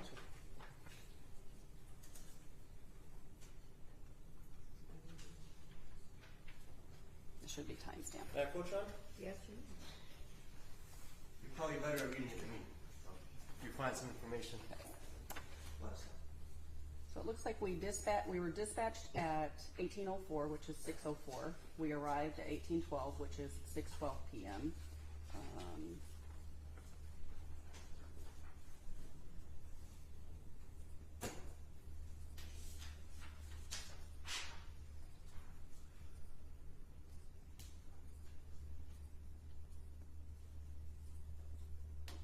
I'm sorry, back up. I'm looking at the wrong. I'm looking at one of the other supervisors that was dispatched. We were originally dispatched at 17:41, which is 5:41. One of us, I don't recall which one, arrived at 17:49. The other, it shows, arrived at 18:08, which is 6:08.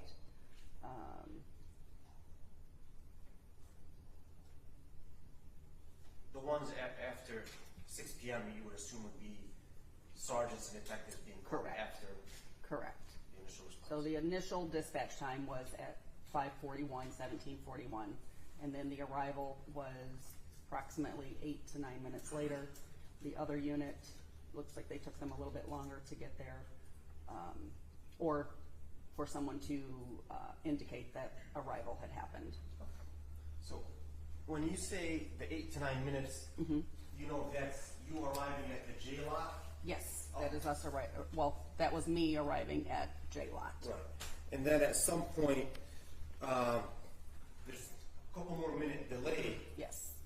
By the time you go look at the mall directory, a citizen comes up and says, "You're looking for the guy security's trying to restrain," Yes. and you get directed over there, right? Yes. Okay.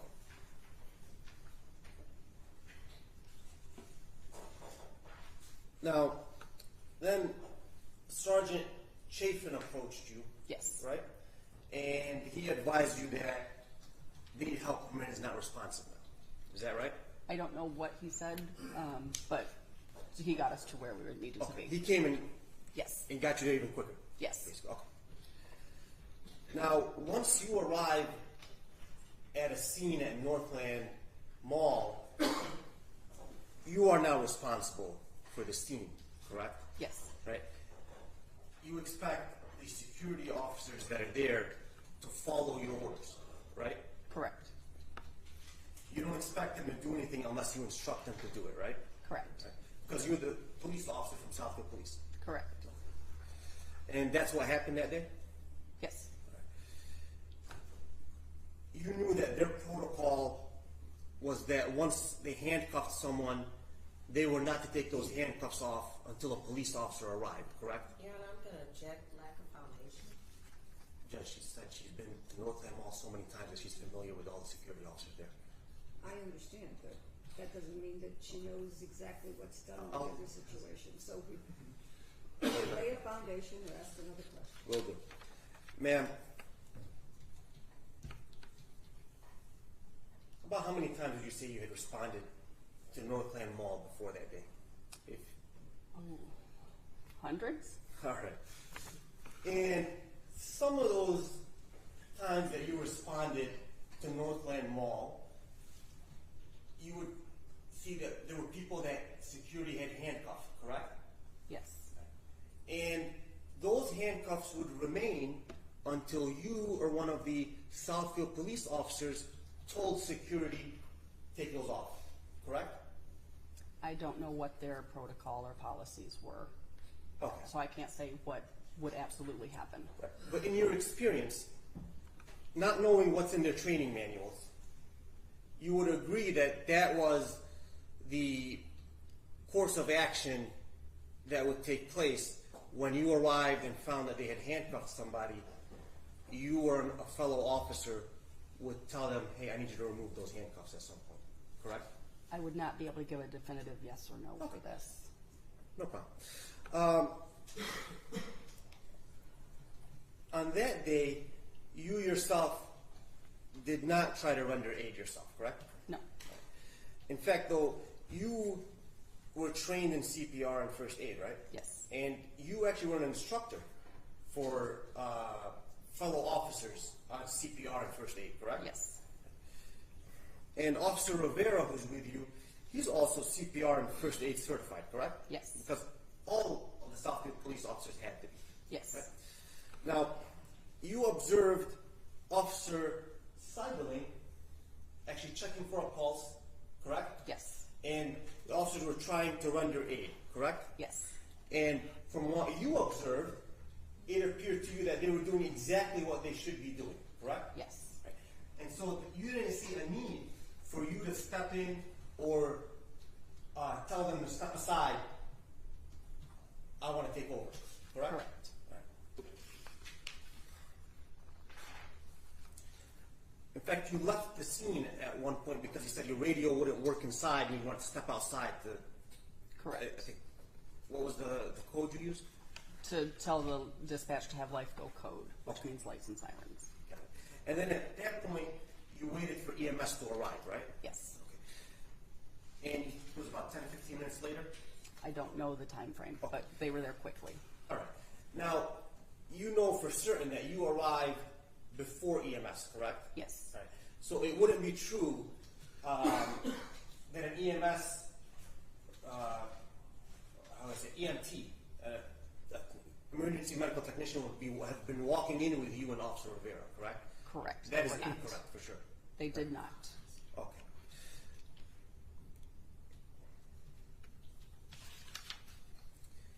You ordered the handcuffs removed after EMS arrived, is that right? Correct. Before EMS arrived, you wanted the handcuffs to remain, correct? It didn't matter to me at that point. I just wanted to get advanced life unit. Okay. Thank you. No other questions.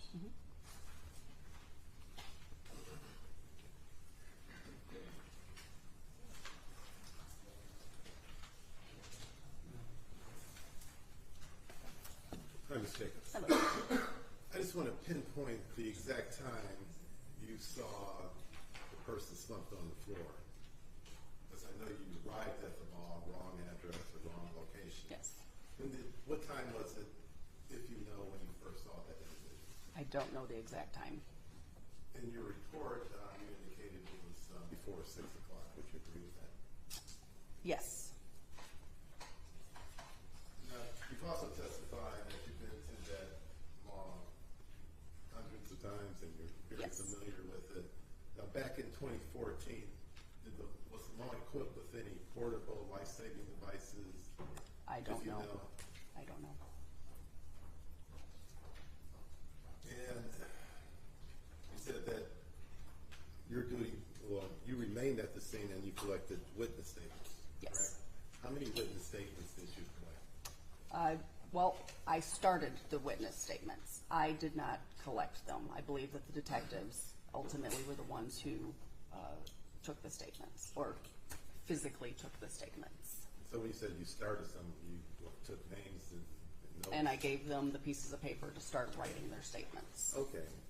Did you take statements from Mr. Marie, one of the security officers? Whatever security officers were there involved, each of them were given instructions to start writing their statements. I don't recall all of their names. Okay, and no one refused to make a statement. Would you agree with that? Correct. You also said there was an officer there who was collecting evidence. Yes. Were the handcuffs collected as evidence? I would have to look at my report By to all see. means, if that'll refresh your recollection.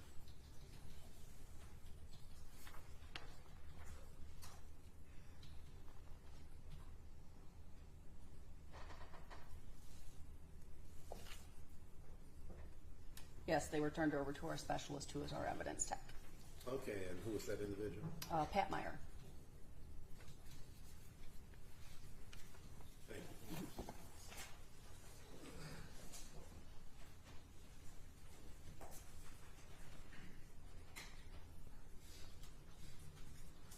Good morning, how are you? Good, how are you? I'm good, thank you. I have a couple of questions. Well, since you were an officer, with your extensive training, you were trained in the law, correct? I'm sorry, I couldn't. You were trained in the law. Trained through the law? No, trained in the law. Yes. Okay, so you had to know the elements of any crime, so in order to arrest the person, correct? Yes. In your years of being an officer, you've arrested people and you've checked off those particular elements of that particular crime, correct? Yes. So if you had a crime of assault and battery, are they the same? Assault, well, there could be assault, or there could be a battery, or there could be an assault and battery. Okay, can you explain the difference of the two? Objection, Your Honor. Relevance. Your Honor, I believe she is a witness for the crime, but she is also a expert in the area of this particular law of arrest, and because she's worked in years as an officer of the law, and she's arrested many people for the crime, the accused crime that my client has been accused of. So I believe that she is the crime of assault. So I believe that she would qualify as an expert witness also. All right, well, correct me if I'm wrong, but I believe that what the defense is indicating is that there was an assault made by Mr. Cochran against Sergeant Chapis. Is that, am I correct in that? Yes. And Mr. Ansar. And Mr. Ansar, so I will allow the question. Thank you. I'm sorry, would you say it again? Could you explain what assault and battery is and what's the difference? Unfortunately, I'm a psychologist now, and I would have to look this up to be definitive before I'm going to say this is assault, this is a battery. I would have to look it up in the, at that time I would not have, but I've been retired for 4 years. Okay, that's fair. Let's see. Well, are you able to remember any of the elements of assault at the time that you arrested someone for? Have you ever arrested someone for assault? I have. Relevance. Okay, That's too far. well, it's a little far afield, yes. Okay.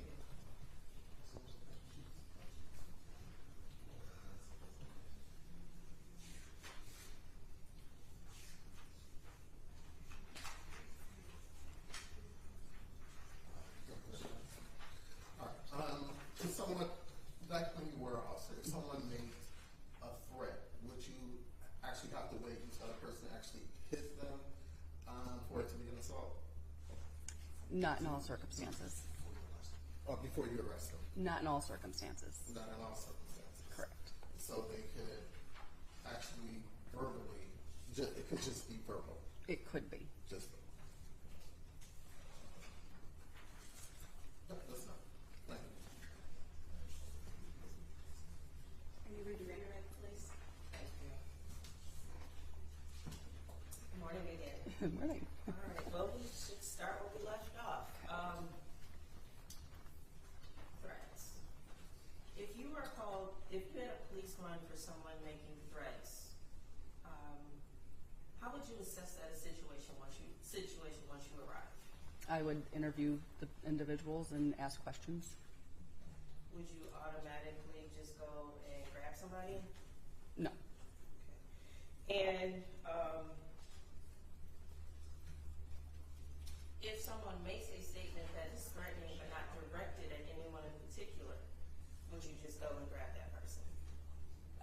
most likely no, but every circumstance can be different.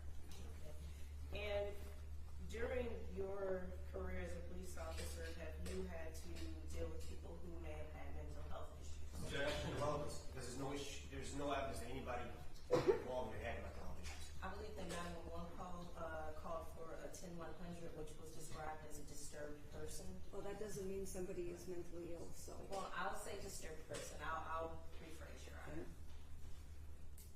Sure. Go ahead, if you change your question. Have you had to respond to runs that involved a disturbed person? I have. And how do you first assess that situation? Objection to relevance in this case, that you have runs that disturb people. I'll rephrase. Have you responded to the mall for disturbed people? I have. And how do you assess those situations? The same objection, it has nothing to do with this case. She's not the first responder. She's not the person who had the initial contact with the decedent. So her experience for this has no relevance whatsoever. Well, she was actually the first responder for Southfield Police, but I will rephrase the Well, yes, question. by the time she got there, it was past the occurrence here, so. Let's see if I can rephrase it again. Try your best. I'll do what I can.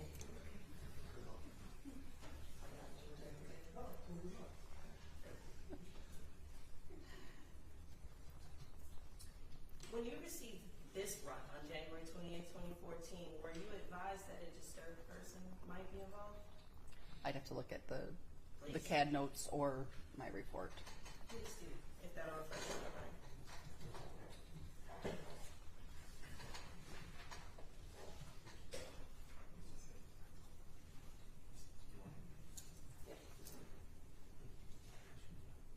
I would actually need to see that again. I'm sorry? I would need to see, yeah. All the lovely glasses again.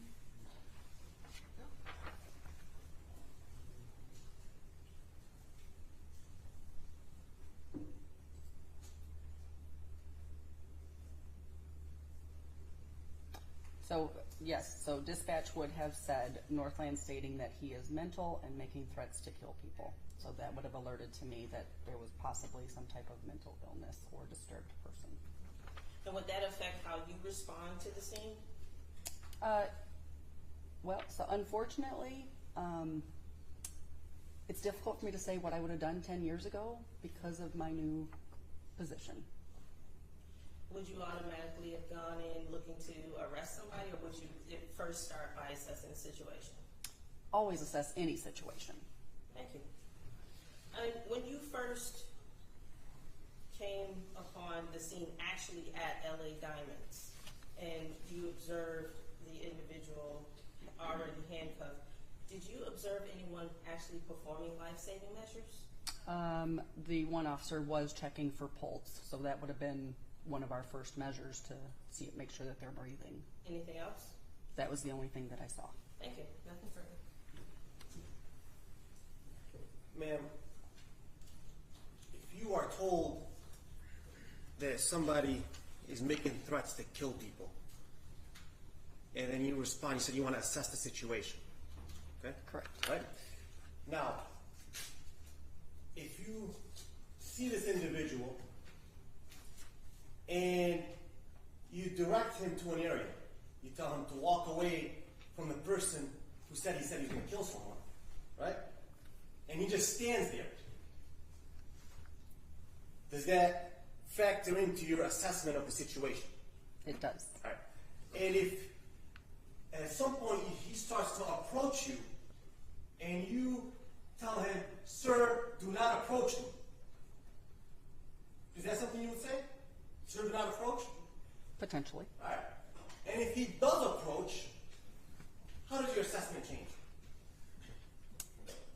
It depends on the set of circumstances.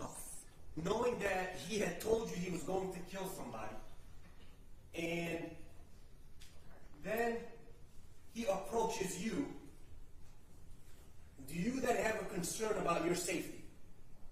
Potentially.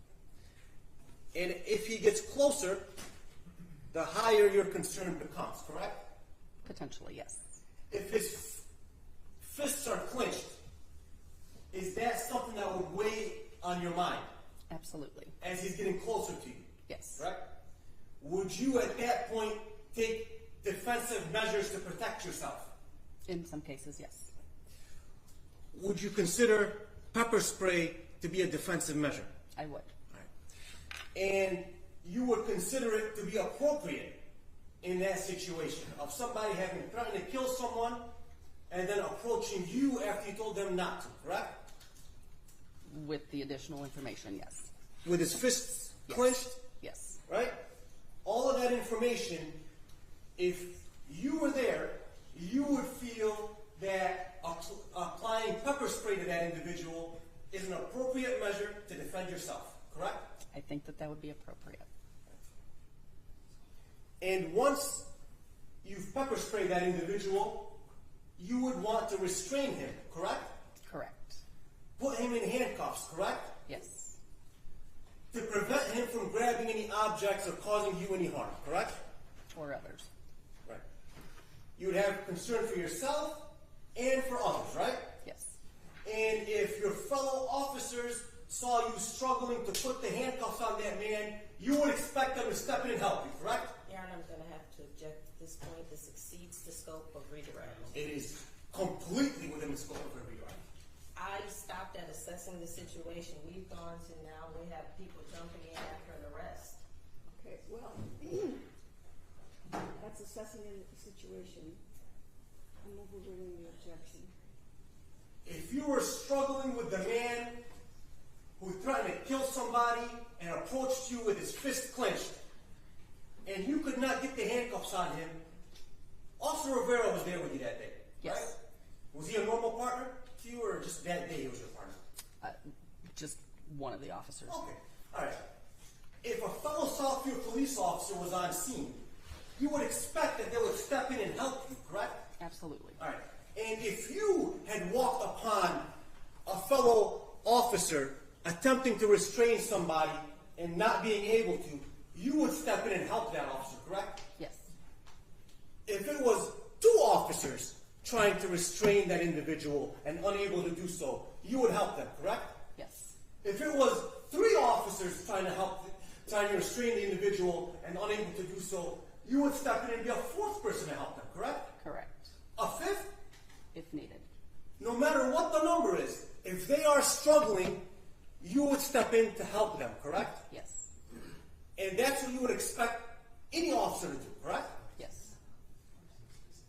Or a normal citizen, right? I can't say what a normal citizen is going to do. If you saw someone struggling today, you're not an officer, do you think you would step in to try to help? I'm not a normal Objection, Your citizen. Honor. Relevance and Oh, deceased to sorry. scope. I'll withdraw the question. Thank you. Thank you. I have other questions. No questions, Sean. No questions. Thank you. Thank you. You may step down.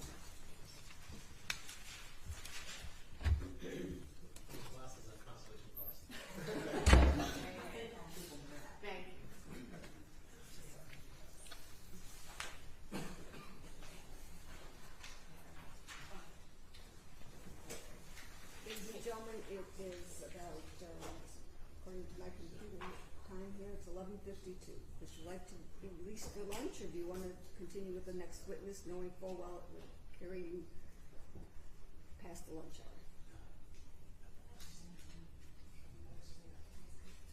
Can we approach? Yes.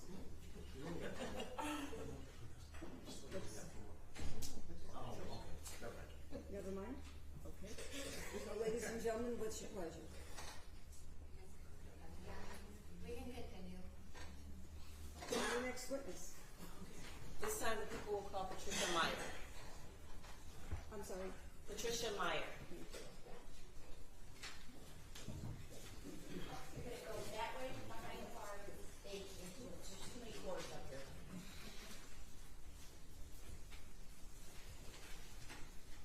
You'll come forward, please. The door opens towards you, so please watch it.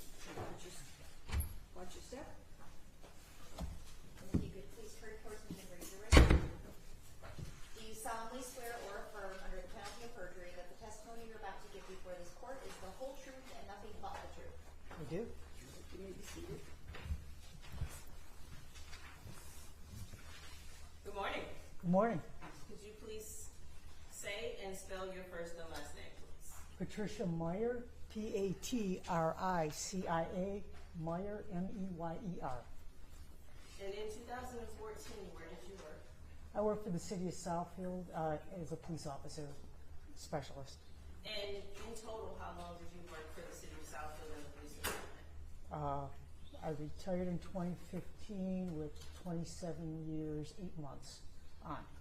Congratulations.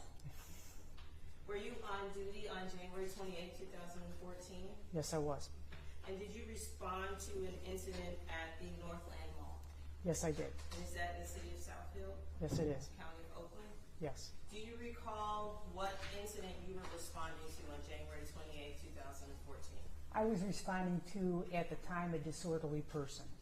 And in January of 2014, what was your role within the City of Southfield Police Department? I was a police officer specialist, which meant that I worked the road, but I also did evidence tech work. And so on January 28, 2014, when you arrived at Northland, what's the first thing you observed? First thing I observed was the Mr. McKenzie. He was handcuffed and sitting up against a post, and I went outside and flagged down the life support unit. They were having a little trouble trying to find the entrance, the correct entrance to come into the mall. I'm going to ask you to try and keep your voice up. Okay. Okay. So, if I heard you correctly, you went outside to flag down the life unit, Yes, I did. and were you able to do that? Yes, I did. And what happens when you flag down the life unit? They came inside. I followed. They immediately started working on Mr. McKenzie. They took him out of the Northland Mall on a gurney and to Providence Hospital, and I followed them there. Now, when you first enter the mall and you make your initial observation of Mr. McKenzie handcuffed, are you able to assess at that point in time if he's responsive or conscious? I didn't see him saying anything or anything, but I literally just kind of ran past and ran out to get to flag down the life support unit because I was listening to the fire channel on my radio, on my prep, and they were having a difficult time, and I wanted to make sure that he got medical treatment as soon as possible. And when you actually return to the area, the life unit is already... Yes, they are there. Okay. Yeah, I followed them in.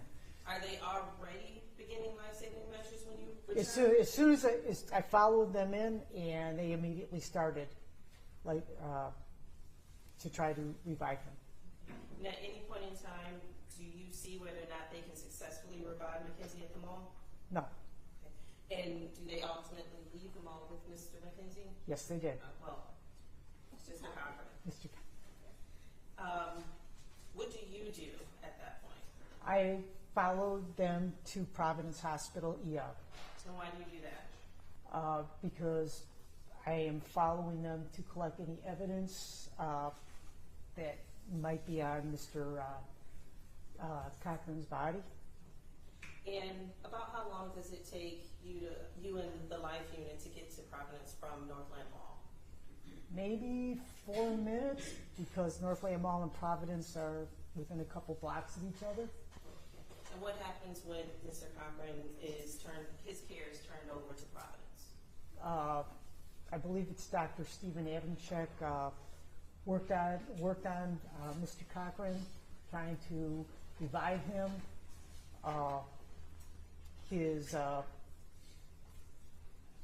Unfortunately, they were not able to do so. And at the point that Mr. Cochran's death is called, what do you do? I start collecting evidence, taking evidence from Mr. Cochran as far as clothing, anything that might have been inside the clothing, and then I photographed him and I noticed, any type of injuries or anything like that. Okay. Well, let's start with the clothing. Do you check the pockets before you actually take the clothing? Yes. Did you find anything in the pockets? Inside the front pocket of his jeans, there was $644. And inside he had like a black winter coat on, and in the inside pocket of the black winter coat had a receipt from John R. Appliances. And it had a name on it, and it was just like a receipt. And what did you do with those items? They were turned over to the Southfield property room. Okay. And you said you take the clothes as well? Yes. And what clothing items did you check? His socks, his underwear. He was wearing a black T-shirt and then a gray shirt underneath, like a shirt, or as he used to term it, a white beater shirt. He was wearing a black coat, gray jeans with a black belt. Did you find any weapons on Mr. Cochran? No. And you also looked for injuries, is that correct? That's correct. Did you find any injuries on Mr. Cochran? I just saw a slight abrasion on his left knuckle. That's it? That was it. And after you make these observations and recoveries, what, if anything, do you do next? I went back to the store where the incident occurred, and I took photographs of the store and the area where the incident occurred. And what's the importance of that? So that in case we need them, we have an idea of how it actually looks.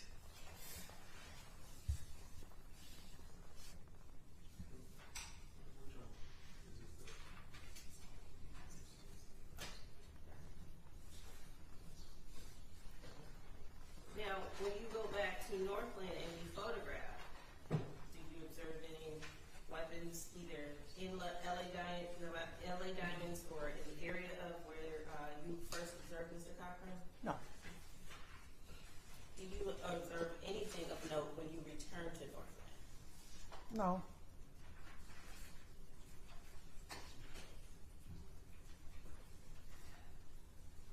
Now, I previously showed you a series of photographs. Did you recognize those photos? Yes. And how did you recognize those photos? Those are photos that I took. And those were taken on January 28, 2014? Yes. Did they accurately reflect first the scene of LA Diamonds as well as items that were collected by you? Yes. Did you collect any evidence at Northland Mall? Yes, I did. What did you collect? I collected the handcuffs that were used to cuff Mr. Cochran, and I also collected a can of pepper spray that was used to spray Mr. Cochran. And those were also turned over to the Southfield Police Department property room. Commissioner to approach your room? Yes. Thank you. And to pass you what have been marked as People's Proposed Exhibits 48 through 66. Do you recognize those? Yes, I do. Those are photos that you reviewed earlier today and that were actually taken by you? Yes. People would believe that People's Proposed Exhibits 44 through 48 through 66, excuse me. No objection. No objection.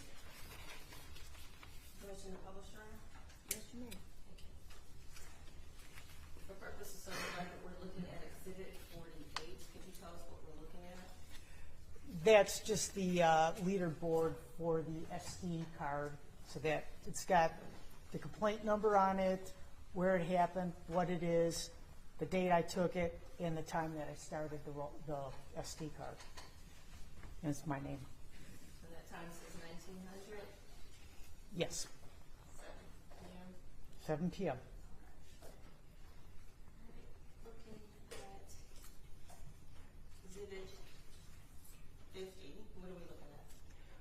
That's the LA Diamond store, exterior facing south.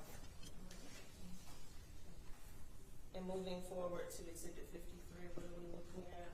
Again, the LA Diamond store, it's looking south west, but that's the east side of the LA Diamond store. And in this picture, are you able to point out where you first observed Mr. Cochran? When you first come into the mall? No, not. Where was he? He would have been, there was a post further out from the store, I believe. I don't even know if it's.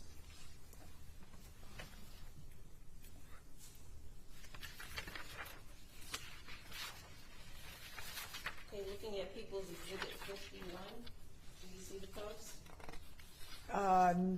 No, I don't.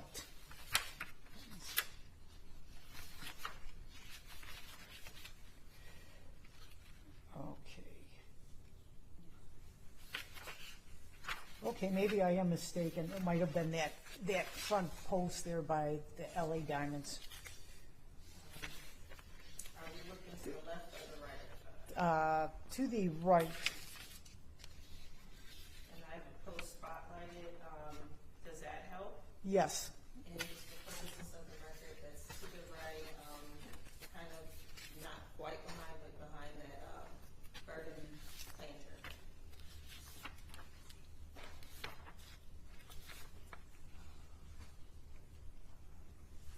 Now let's go to Exhibit 66.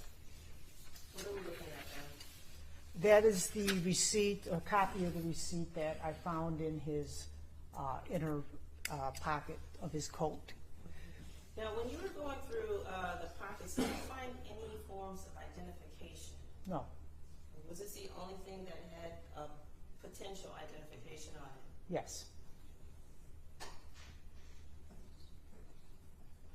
And what are we looking at on Exhibit 64? That's the money that was in his jeans pocket.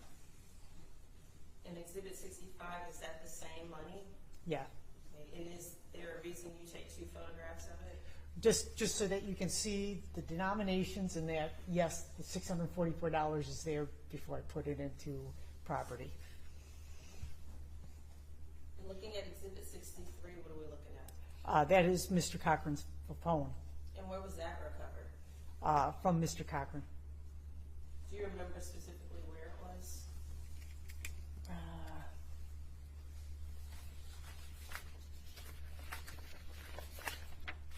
Actually, no, I do not.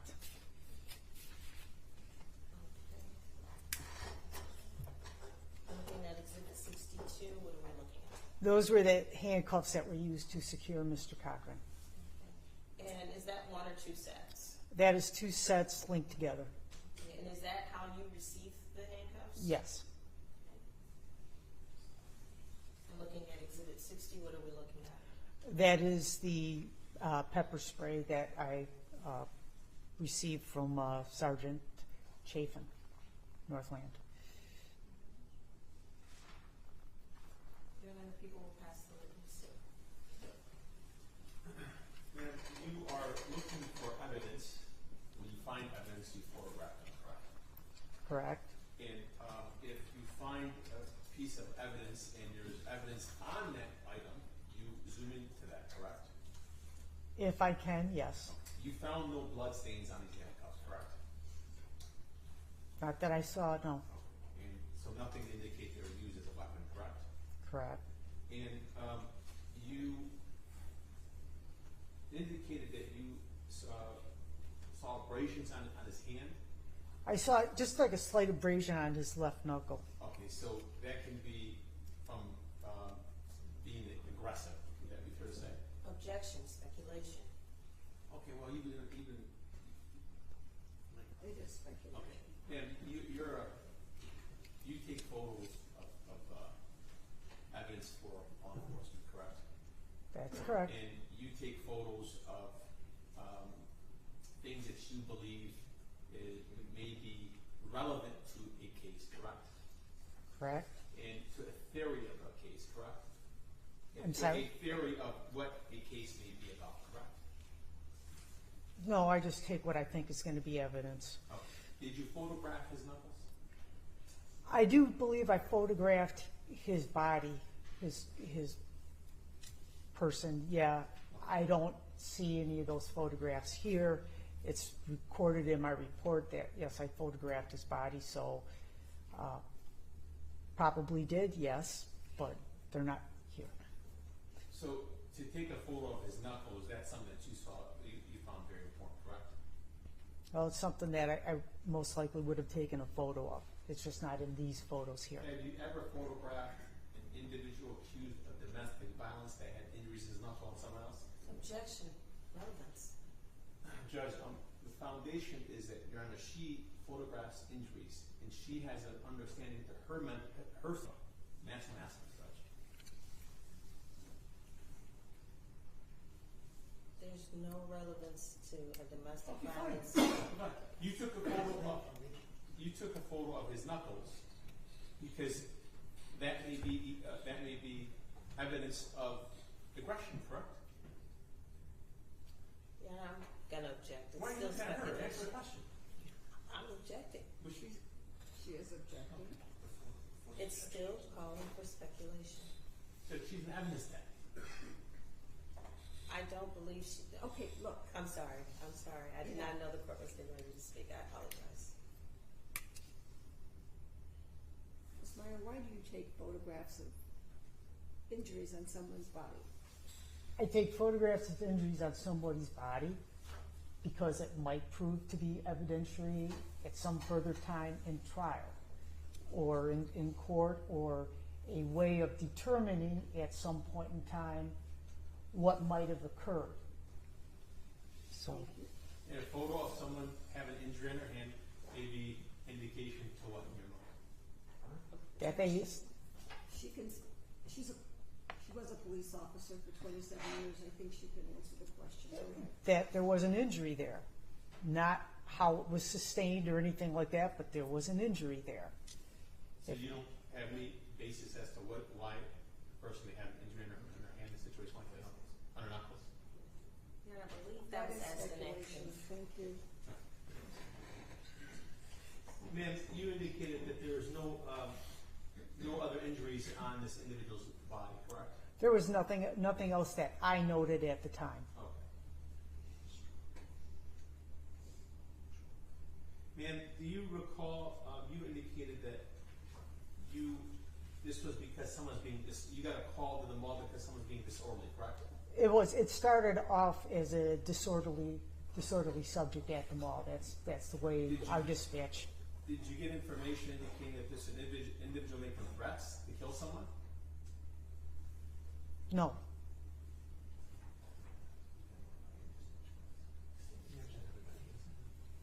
Ma'am, you were notified of this through dispatch, right? Yes, I heard it over dispatch. Okay. So if dispatch says making threats to kill, would you agree with that? If the CAD report says that? I do not remember what was actually dispatched, what the actual dispatch sounded like. Okay. If I showed you the CAD report, would that refresh your memory? It might. May I approach, John? Yes. Thank you.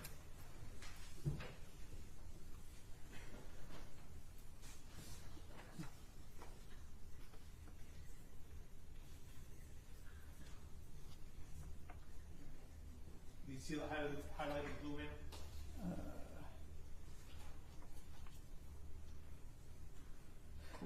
Yes. I see it in the CAD report. I do not know if it was actually dispatched as such. I don't remember what the dispatch. If you had a recording of the dispatch, that might say. But just because they wrote it down, it's in the CAD report, doesn't mean it was actually dispatched over air. So you don't know whether it was dispatched? I don't remember if it was or not. I'm sorry. Thank you.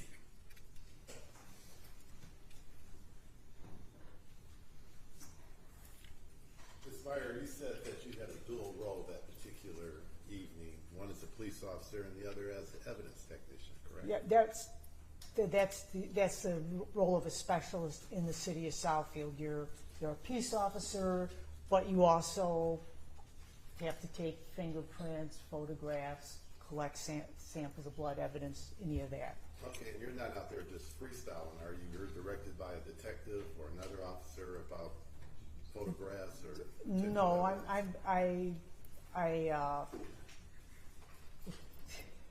I have enough time on. You have to have a certain amount of time before you become a specialist.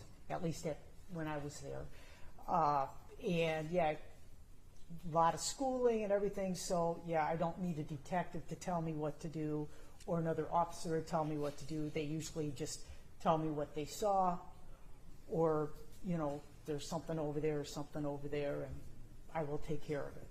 Okay, and you said you were able to develop the names from the evidence that you collected, correct?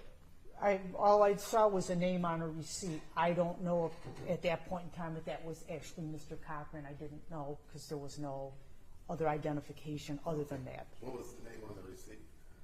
I do believe it was Mackenzie Cochran. But I'm going to check here. Yes, it's Mackenzie Cochran, and it's got an address on here also. Okay, so up until that time you had a pretty... I'm sorry.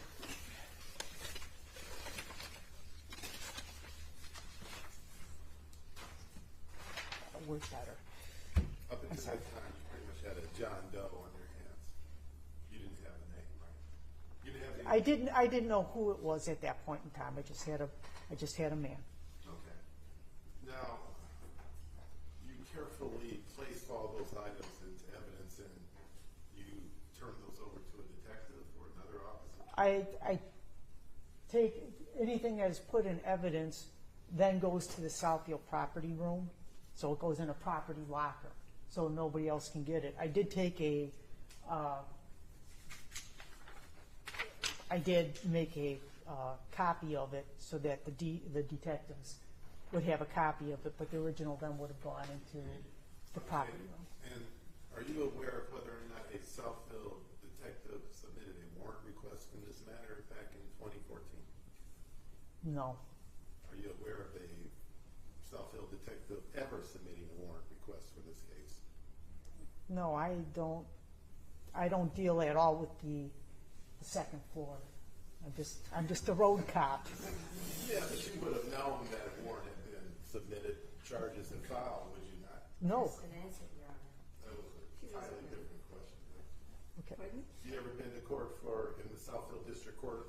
I've been to court, but I never know until I get a subpoena for court whether or not something went, because...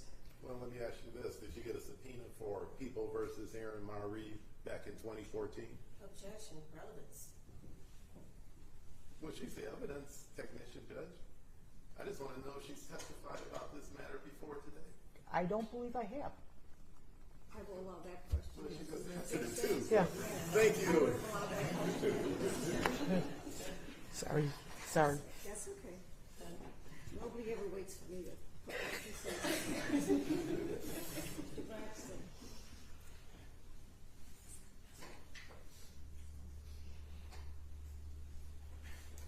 Good morning. Good morning. It's afternoon. Oh, good afternoon. Let's see. So far, I've learned that you have a dual role as a specialist officer and an evidence technician. You have 27 years on the force.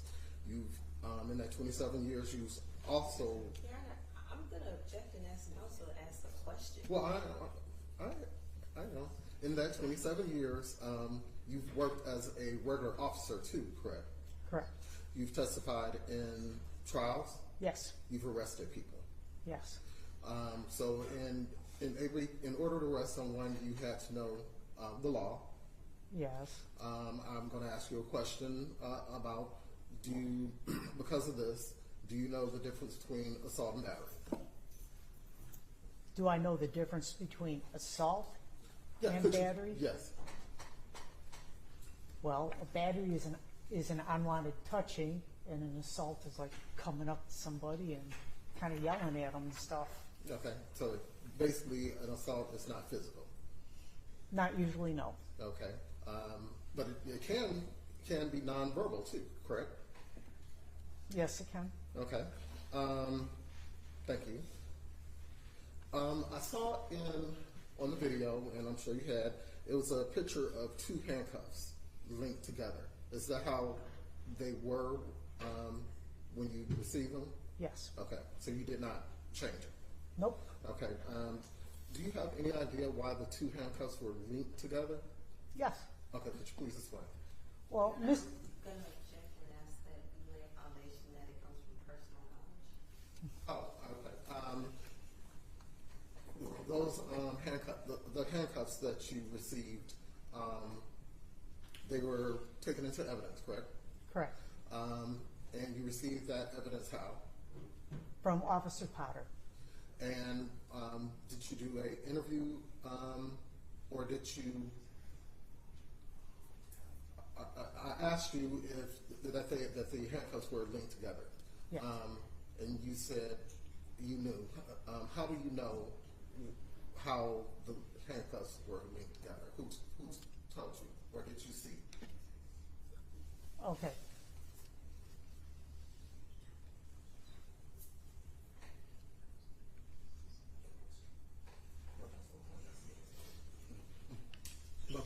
Okay. The handcuffs were removed from Mr. Cochran when Life Support One was treating him. Officer Potter took them from Life Support One. I don't remember the gentleman's name, and directly gave them to me. So that's how I got them, and they were just still linked together. Okay, in your experience as an officer, could you tell me why you would have had two handcuffs linked together? Usually when you have somebody who's either got an injured arm or somebody who's big, big guy, yeah, you're going to use two pair of handcuffs because they can't get their hands back behind their back. Or if they're struggling? No, usually it's, I don't remember ever using two pairs of handcuffs on somebody who was struggling. Okay. But it's usually because somebody's got like big broad shoulders or big chest or belly. But it's used basically to protect them. I'm sorry? To protect them. You don't hurt them. Yeah, so they don't get hurt. I mean, otherwise you're going to wrench out somebody's shoulder. Mm-hmm. Is this a technique that's taught? Yes. Taught to you? Okay. All right. Thank you.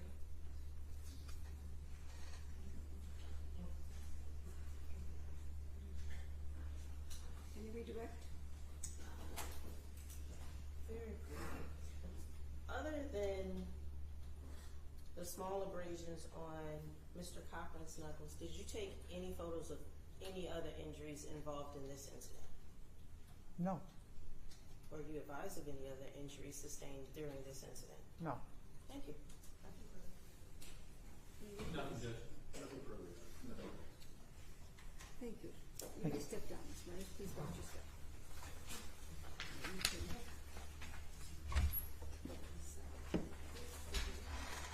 Okay.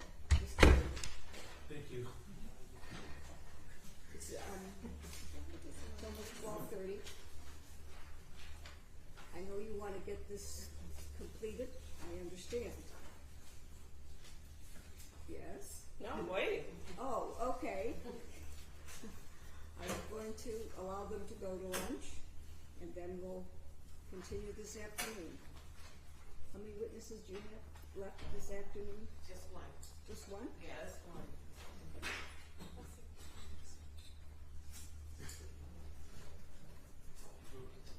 That's why we were pointing that out to you to see if it.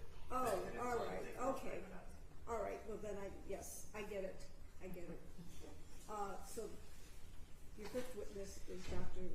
Schmidt? Yes, yes. And that'll have to be tomorrow? Yes. Because he's out of town today? Yes. Okay. All right, well then let's finish up with this witness and then I can release you for the day. Call your next witness. At this time, the people will call Detective Paul.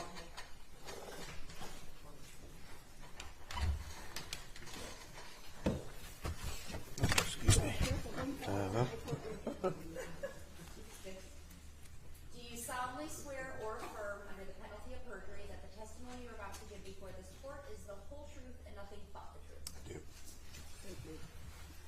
I apologize for my voice. I have a bad cough and cold, so bear with me. Okay, is yours just a cough and cold? I'm not- Yes, I don't wanna get it's allergy related. Okay, very well. Thank you. No offense, but. And I'm on medication, so Good afternoon. good afternoon. Could you state and spell your first and last name, please? Sure, first name is Hall, H-A-L-L, last of Hancock, H-A-N-C-O-C-K. And in 2014, where did you work, sir? City of Southfield Police Department. And how long in total did you work for the City of Southfield Police Department? 23 years. I retired from there in 2018. Congratulations. Thank you. Now, on January 28, 2014, were you called to an incident at Northland Mall?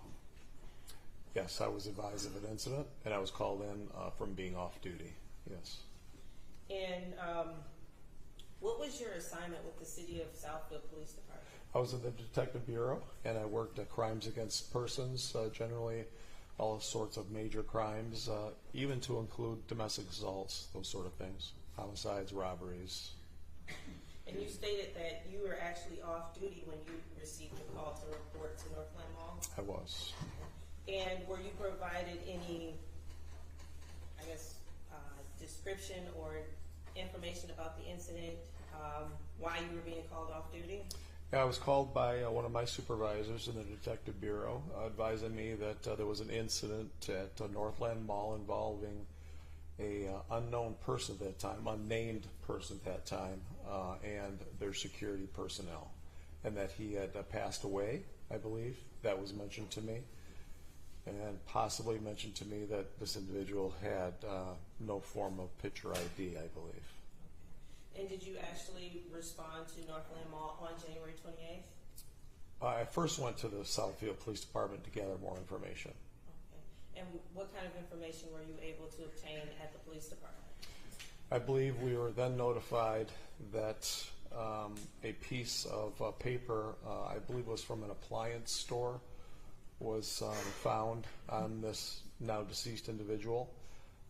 There was a phone number on it, and at that time, I believe I called the phone number. Okay. Now, I noted in your initial answer you said you were notified.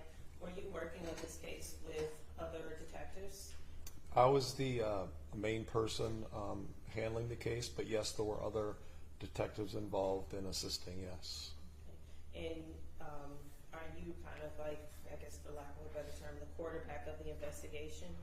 They call it the OIC, Officer in Charge. Okay. But you all work on it together, is that correct? Definitely, yes. Permission to approach, Your Honor? Yes, you may. I'm going to hand you what has been admitted as People's Exhibit 66. And do you recognize that? I do. And what is that, sir? This is a copy of the a piece of paper that the deceased had on his person. It was from a John R. Appliances store. There was a name of Mackenzie Cochran, who was the deceased person, as we later found out.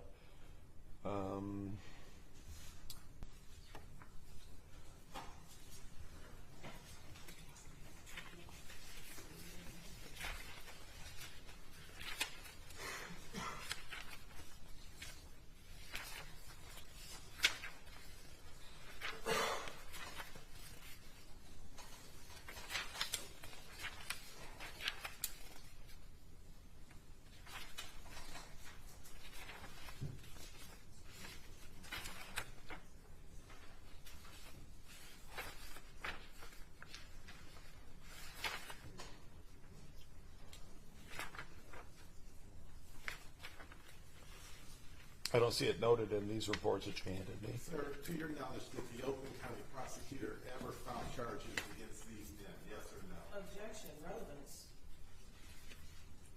I'll allow it. No, they did not. Thank you, sir. That's deferred.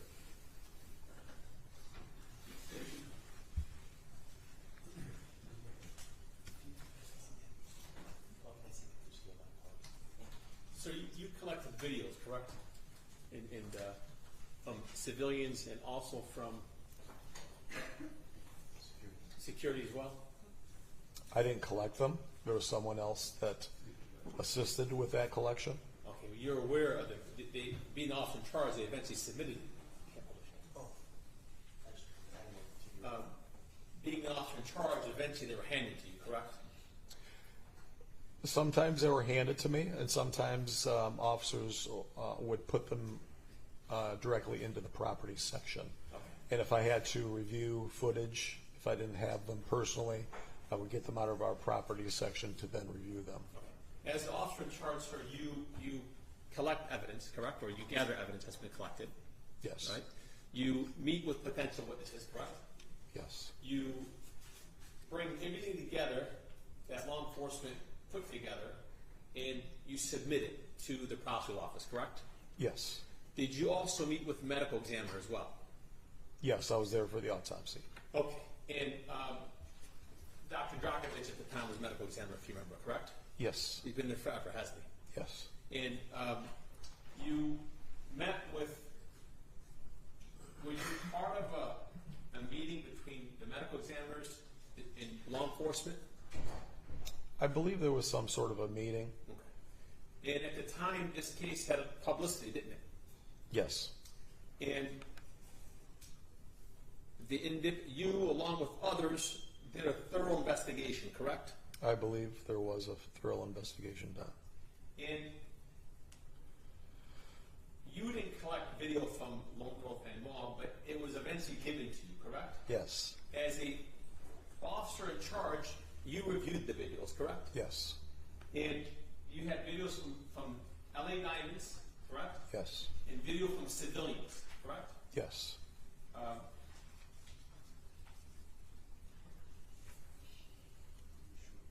If I showed you some videos, would you tell me whether these are part of your collection of evidence? Yes, I should be able to. Yeah, what's the witness? You can't put it up there? Yeah, you're right. Good idea. Yeah, forget he's not feeling well.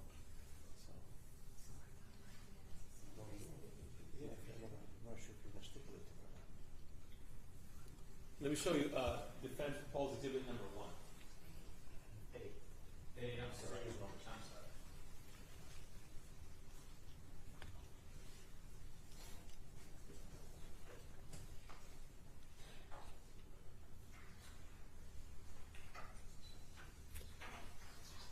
Is this something that's already been permitted?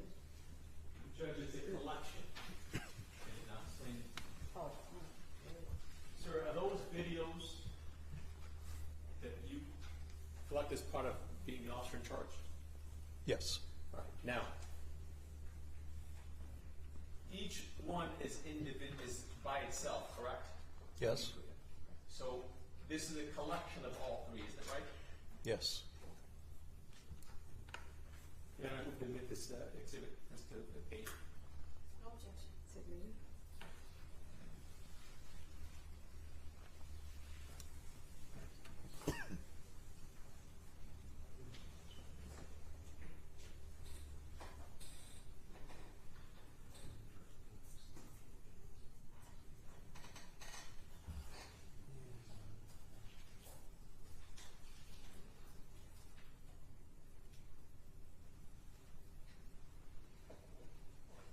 Nothing further.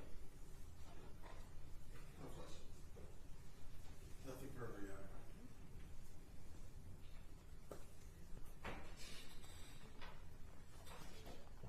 Nothing further? Thank you, Mr. Hancock. You may sit down. I'll watch my stuff. Watch your Yeah.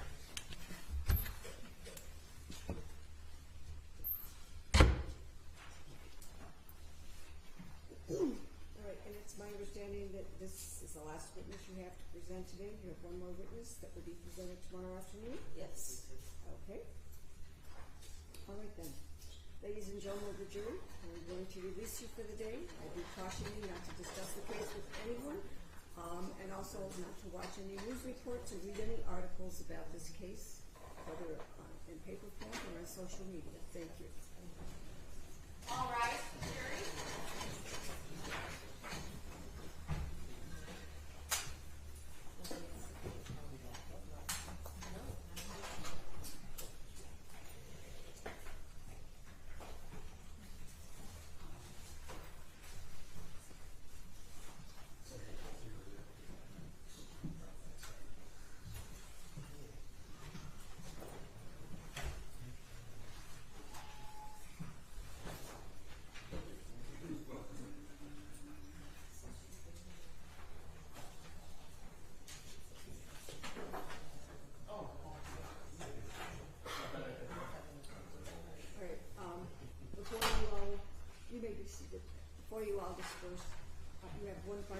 is that correct? Yes. And at this point, you don't know if you'd have any rebuttal witnesses, is that correct? Not sure about rebuttal. Well, that's what I'm saying, you're not, Yeah. okay. Right. And it's my understanding that you have, the defense has 2 witnesses to present?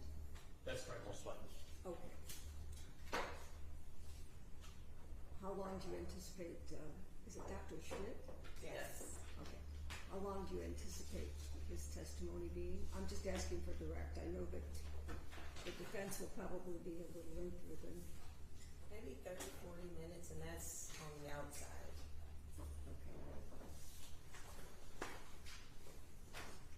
I don't think we need much longer than that. okay. We'll try. I'm just trying to, No. I'm just trying to figure out if we have time to at least do one of your witnesses in, Right. in the afternoon. We'd be starting at 1:30 because I have my criminal call in the morning. So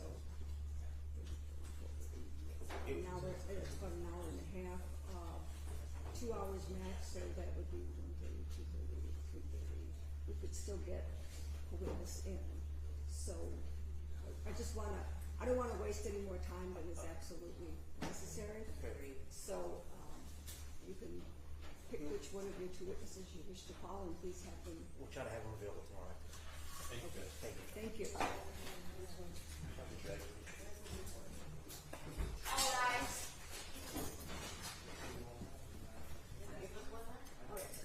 Try to keep the witness who you intend on calling, that would not take more than an hour and a half, okay? You got it. Okay.